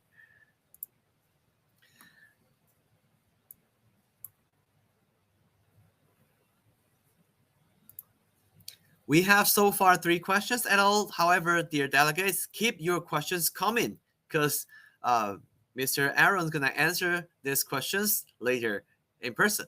We know Celanese had good... Oh, sorry. That's me. Yeah, I published already. Please turn on the microphone and camera first. Yeah, because once you come to this platform, yeah, you need to turn on the microphone and camera again. Or we can come back here and showing the big heavy view facial. Hello. Hello, Jack. Yeah. Can you hear Yeah, my we voice? can hear your voice now. We can hear your voice now. If it's not so clear, because dear delegates, Mr. Aaron Wu is actually on a business trip, so he told me that he has to transfer to another room. That's why. So, Mr. Aaron, let's go to the first question. Okay, We know thanks, Jack. Celanese had good technology of LFRT product.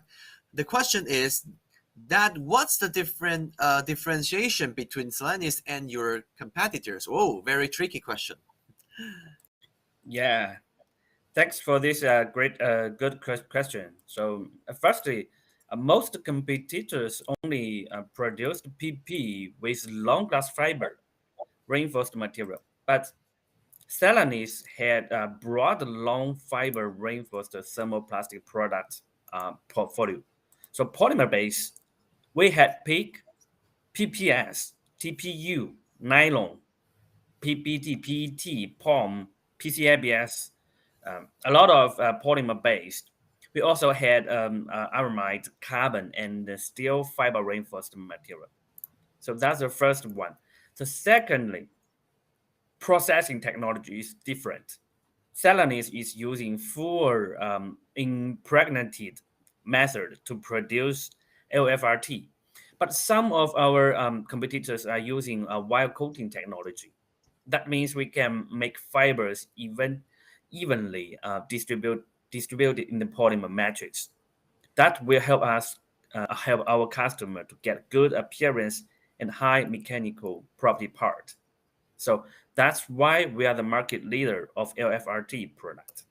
Okay, that's all for the first question. Thanks. All right. So due to the limitation of this platform, let's go to the second question by Mr. Aaron in the chat box to delegates. Okay, can you see the question? Right. Okay, good. Yeah. Yeah. Besides traditional application IP door module, is there anything new for innovation application by using LFRT? Well, good. It's an interesting question. We all know PP, probably with long glass fiber are commonly used for instrument, panel, door module, FEM, and other traditional application, right? So besides those mature application, I think Celanese are cooperating with OEMs and key tiers for some challenging parts. Like we mentioned before in the presentation, such as hybrid CCB, thin wall door module, seat support, um, like a pouch battery frame, and etc. And the nylon-based, TPU-based with long glass fiber are in progress. PBT with long steel fiber for ADAS application, such as 77 GHz radar. Of course, we are cooperate with our customers for those kind of innovation applications. Okay, that's it. All right. Thank you for answering that question. And now let's go to our last question. Okay. Oh, the question is about sustainability, right? Sustainability, the question is sustainability would be a great trend due to carbon neutral strategy globally. So what's Celanese strategy for the sustainability? Yeah, quite good. I like the question. Sustainability is a very hot topic now. Celanese are uniquely positioned to improve the world through the power of chemistry. So as we embrace this opportunity, we demonstrate our deep sense of responsibility to keep people safe and help to protect our planet. So using chemistry to accelerate innovative solutions. This is what sustainability means at Celanese. So that's the strategy. In 2020, we introduced a new strategical sustainability framework, elements of our opportunity, to help us to accelerate safe and sustainable solutions through chemistry. So we launched the Eco R, Eco B, Eco CC, and end of life product mix. So we'll continue to deliver great engineering material solution to our customers by sustainable way. Okay, thanks.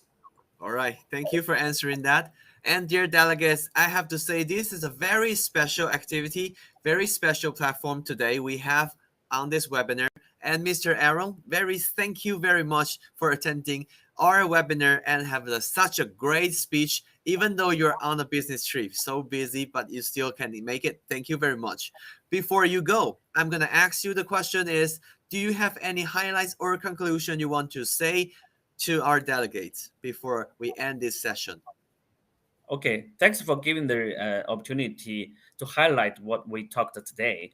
So I highlight two things we talked today. Okay, the first one is Celanese can offer a diversified LFRT material solution and a technical support with experienced CAE team for any weight reduction application. Okay, the second one is besides the traditional product and application, Celanese can offer sustainability and e-powertrain solutions for future mobility with broad product portfolio. Okay. If any further question or interested to Celanese product, I think we can talk offline. Please feel free to reach us. Okay. Okay. That's Okay. all. So, Mr. Aaron, if you want, you can post your contact information in the chat box, or you can send it to me. Contact information for you. It's as both ways fine. And dear delegates, and also our delegates on other channels, for example, like YouTube. Yes, I'm talking about you, Mr. Rajesh. Yes. Feel free to ask any questions at any time, at any ways on this platform. It's very free, it's very functional platform. And Mr. Aaron, yes, we can have discussions later about your other stuff. And I have to say, I'm looking forward to see you attending our future events.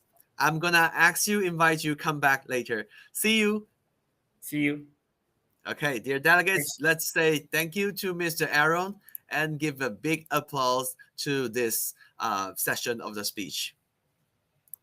Now I have to go back to my agenda. And then let's welcome our next speaker. I'm sure all of us, including me, yes, of course, all of us learned a lot from the presentations already. Our next speaker will give us an overview on the use of plastics in Thailand automotive industry. Thailand is a major automotive manufacturing hub in Southeast Asia, and it continues to serve not only the local market but also the global market. So let's welcome the president of the Plastics Institute of Thailand, Mr. Vieira Kwanlochi.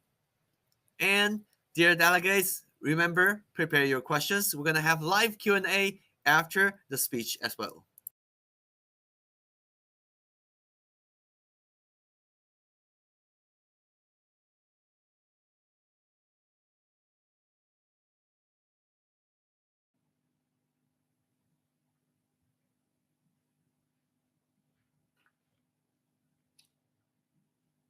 Good afternoon, everybody. My name is Vira, the president of the Plastic Institute of Thailand. It's my pleasure in inviting to join this virtual event. ASEAN High Precision Injection Molding solution by Ringia.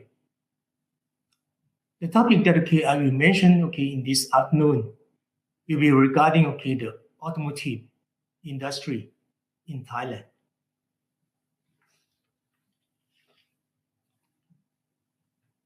We may know already that Thailand is one of the large automotive industry hub. When we look at the value of that industry, we talk about 32,000 million US dollar, and that represents 6% of Thailand GDP. So you can see for that one that how important of the industry. We also have quite a long-term history about the automotive industry with plenty of the supply chain. So right now we have 44 factories located around Thailand, and all of them are the automotive manufacturer and also the assembler. With the total capacity around 2.2 million units per year. In the year 2021, the car production was 1.6 million units, consisting of passenger car, eco car, one-ton pickup truck, and other truck also. Thailand is the second largest producer of the one-ton pickup car, following United States of America. So 1.6 million units happened during the COVID-19 pandemic. But we used to reach the production number at 2 million units per year.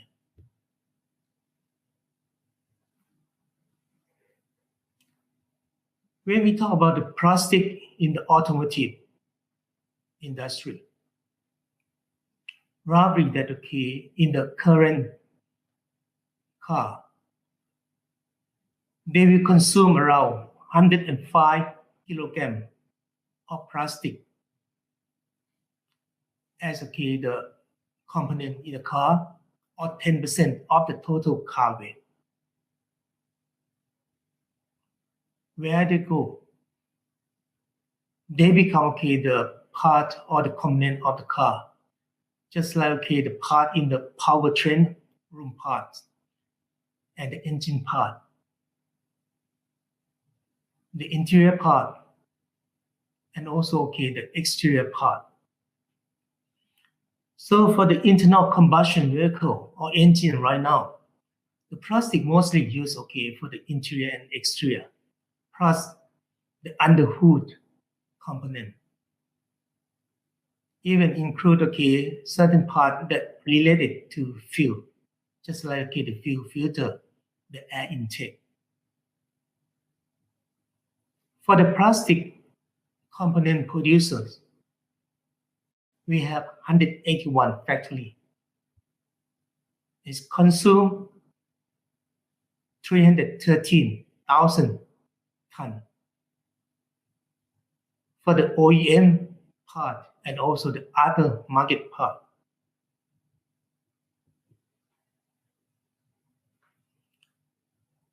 What happened right now, we have a concern a lot about the environment issue. Even for Thailand, the government already committed in the COP26 recently last year that Thailand will become the carbon neutralization in the year 2050 and become the carbon net zero in the year 2065. By that vision, automotive industry also part of the contribution to reduce the carbon. And that's make the change of the automotive industry from the internal combustion engine to the electric vehicle. So for the electric vehicle, that will lead to more and more plastic component that will replace the existing metal component in order to make the car get it lighter weight. The second, the use of the specialty plastic, just like nylon,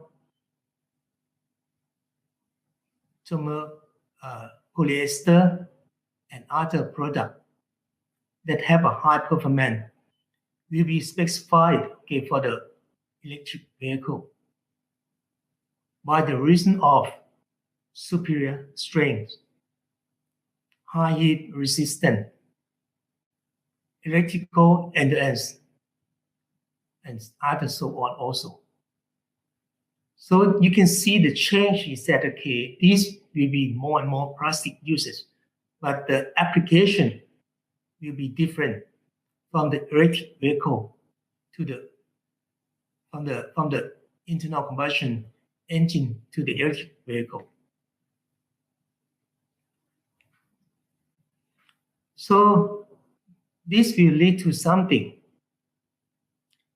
What we have seen is that the key success factor of the part produced,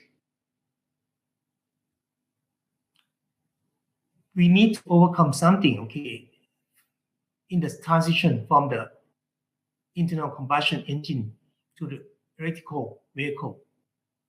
The first one is that we have to leverage our understanding of the part requirement and the standard of the part may be different from the current one.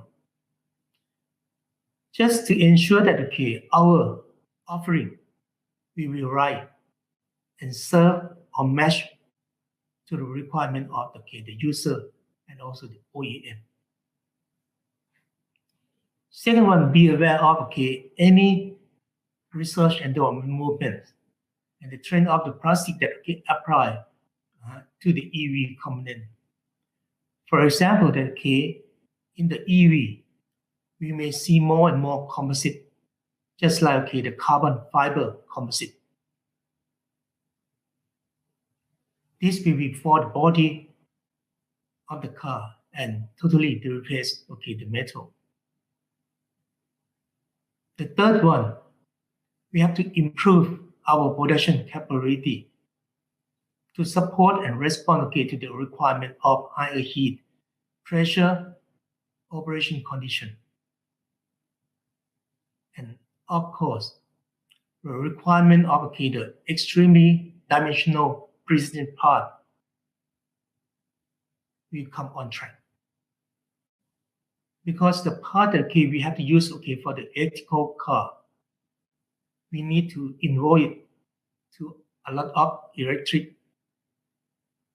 So the precise part, the small part, and also need the assembly must have the precision in order to ensure that we can match all the parts together. And last one, the supply chain will be different from the ICE and the EV. So we have to establish the network and collaboration of all the supply chain in the EV in order to overcome and get the smooth transition from ICE to EV. So for the plastic part, as I mentioned before, we really to understand the operation cycle, start from the design to the mold making, to the material selection, to the molding process, and the last one, quality check. By that one, because the part will need more and more precision.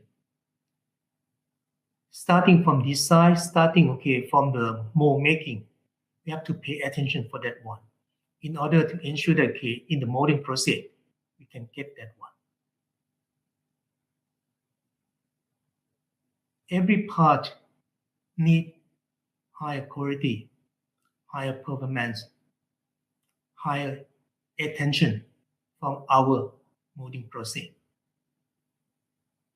In order to get high quality, high performance part.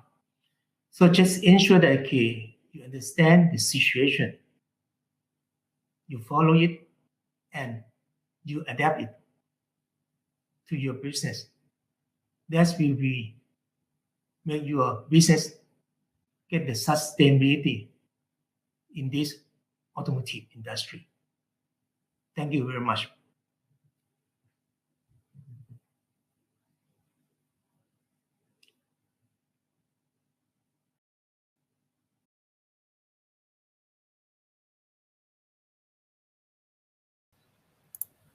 Thank you. Thank you, Mr. Vera, for giving us very interesting presentation. And oh, great, because you log in 2 accounts. I guess the right one. So let's go to the live Q&A mode. And we have 4 questions so far. Let's deal with them one by one. Okay. Mr. Vera, do you see the live Q&A mode button? Yes, there are 4 questions yes. there. Right? You can take your orders. Yes, just a minute, okay. Or do you want me to publish the questions for you? It's fine too. If you don't mind, okay, can you publish the first one for me? Okay. Okay. Thanks. Okay. Regarding the first question is how significant of the automotive industry is for the Thailand and ASEAN. For Asian area. Let me answer in this way. The first one, when we talk about the automotive industry for Thailand, as I mentioned earlier in the presentation, we produce currently around 1.6 with the total capacity of 2.2 million units per year. And the value of the recent year is that $32,000. So that's mean million US dollar. That's mean is 6% of the GDP. Further on that one, I would say that the total people or staff working in the automotive industry is over 900,000 people. So quite a huge community or industry for that one. So that's the key role that the automotive industry is very significant for Thailand. And we still invite all the people because we have a long and very longer supply chain of this industry in Thailand. When we talk about the ASEAN market, I think overall ASEAN is a growing area in the economic size, in the consumer size, and that's why manufacturing or manufacturer would like to pay attention and move the production to this region. Looking at the car production, totally the number that I have for the whole ASEAN country, we produced last year 3.54 million cars in Southeast Asia. And as I mentioned before, Thailand is 1.6. That means Thailand represents 45% of the production capacity in ASEAN. So I think that the automotive industry, either that we mention or we put the name as automotive or change it to mobility, is still very important for Thailand and also for ASEAN country. All right. Thank you for answering that question. And I hope that answered your question, Mr. Delegate or Miss Delegate. Let's go to the next one. Okay, what we'll see, the key difference between plastic component in ICE and also. Okay, the thing is that when you talk about existing internal combustion engine vehicle, most of the plastic part I mentioned before is that the interior, exterior, and also powertrain room. I would say that the interior part may not so different from the current one between ICE and EV. because it's more in the decoration and also okay the purpose of the users. Exterior also may be a little bit okay change. Except one thing that okay I mentioned before is that if the carbon fiber composite become popular and that part can be made as body, car body, that's maybe big change okay for the external or exterior part. But the key change is that okay, in fact, is related to the powertrain and also okay, the engine part. For the ICE, we can see that okay, a lot of the plastic part become or related to the fuel or even okay, the air intake manifold, the wheel cover, or okay, the reservoir okay, inside that one, even okay, the rocket, I mean okay, the engine rocket cover. But for the EV, we don't talk about okay, the engine. We talk about motor. We talk about the battery. We talk about connector and wire harness. So the application will change and more in the related to electrical device. So I would say that okay, battery maybe okay, the first part that can pay more attention to the plastic. Then okay, motor, connector, and the wire harness. So this will be the different in the application, but the usage of the plastic still maintained as a key part okay, in the automotive industry. Okay, thank you, Mr. Vera. And I have to say, please take a look at the Q&A mode on your screen now because we have questions coming up. And I do think they are very interesting questions. However, we do have limitation of our time. So I kind of need you to choose the next question for me. And we might gonna have one more last questions for the time Q&A. So Mr. Vera, please tell me your decision. Okay, can you put okay the question is possible? Okay, this one. Is Okay, it possible to shift the automotive production from one country to another country? As I mentioned, okay, in anyway, ASEAN country is still be the very interesting okay region for the automotive industry. And right now you can see that okay, from the information, most of the country already have an automotive industry. But the question is that shall we move or can we move from one to another one? I would in this way that okay, for automotive industry, they need a very huge supply chain. We talk about tier 1 up to tier 4, tier 3 or tier 4. Besides tier 1 to tier 4, we also talk about okay, the logistic partner and the other part also, other component producer. So it's a huge supply chain. So when you talk about move from one country to other country, it may be a little bit difficult in order okay, to move it all. But I would say okay, the disruption from ICE to EV may change that definition because okay, for EV, they have to create or establish the new supply chain. So that's maybe okay, the opportunity to, I don't say the cheap, but I said okay, it's really establish the new supply chain for the new industry, new automotive industry in other countries. That's maybe okay, the trend. Okay, thank you. I hope that answered your question, Mr. or Miss Delegate. Now, sorry, I have to mention that really due to the time limitation, I have to end this live Q&A session now. Mr. Vera, before I go, before we end this session, would you like to say anything at last to our delegates?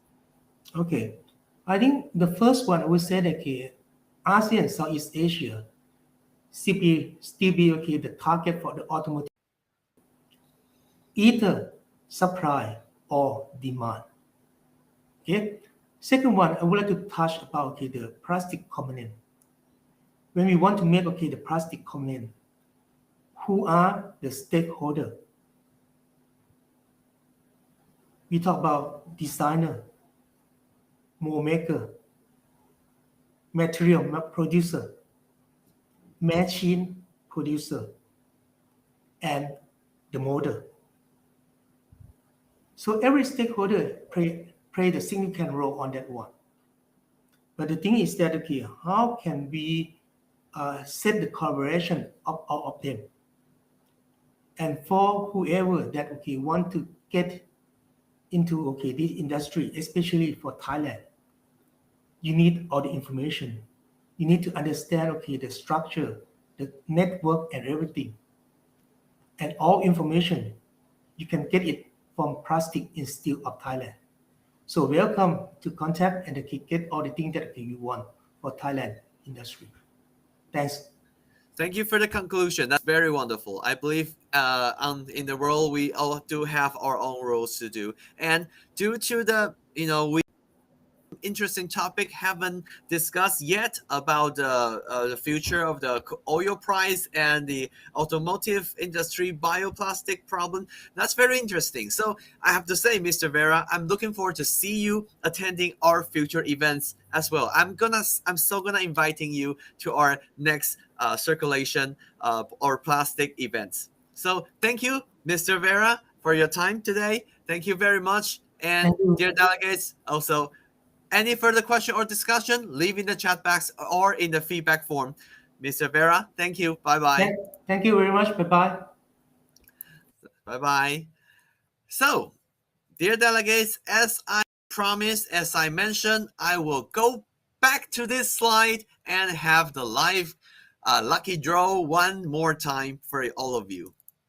So, dear delegates, since I have to say, I have announced that due to the these two lucky draw winners, Residual Value and Coke and Lim, they didn't answer and they are not qualified. I have to draw two more delegates who are with us until today. And I'm gonna share the screen again. So I believe I don't have to re-announce the rules again, right? Do I have to?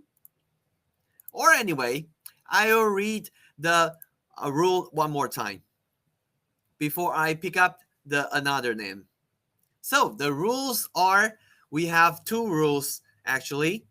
Who register and attending our event today, and you have to tell me, text yes in the chat box right now while I pick up your name. Okay, who can complete these two rules? I will grant this prize, very big prize, to these two people.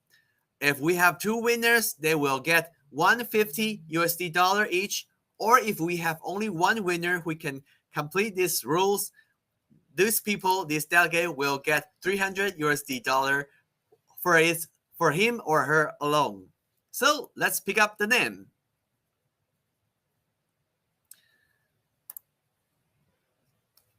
Oh, by the way, I delete the two names already. Who are not qualified. Now, okay, let's congrats to Mr. or Miss Led Dang Tai and Mr. or Miss Farah Satiwati.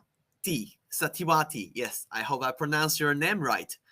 Okay, for these two delegates, please now in the chat box say yes to me, and my team will to look into your eligible or not.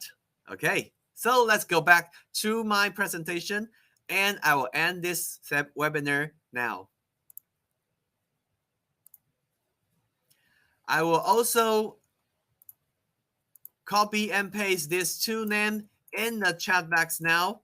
Sorry I have to keep doing my host job, and I don't have much time for telling you more about this. So I'll just simply put these two names here. All right. Now, before we go, I have few things to announce. As we draw to a close, not a lucky draw, yes. We would like to thank all our speakers who share their expertise in today's summit, and to Chen Li Fa also for being our partner in this webinar. We look forward to collaborating with you once again in the near future. Most of all, Ringer Events would like to thank all our participants and we would appreciate your feedback as well. So please click the feedback form button right now on the screen on your left-hand side on the menu. to tell us what you think about this webinar. For other information, or if you have more questions as well, please email us. The email is right there on the screen now. Please email to kindly@ringer.com.hk. On behalf of Ringer Event, we hope that this summit is able to help you establish new business contacts. We look forward to seeing you in our next summit. Until next time, this is Jack on behalf of Ringer Events. Bye-bye. I hope you stay healthy, stay safe.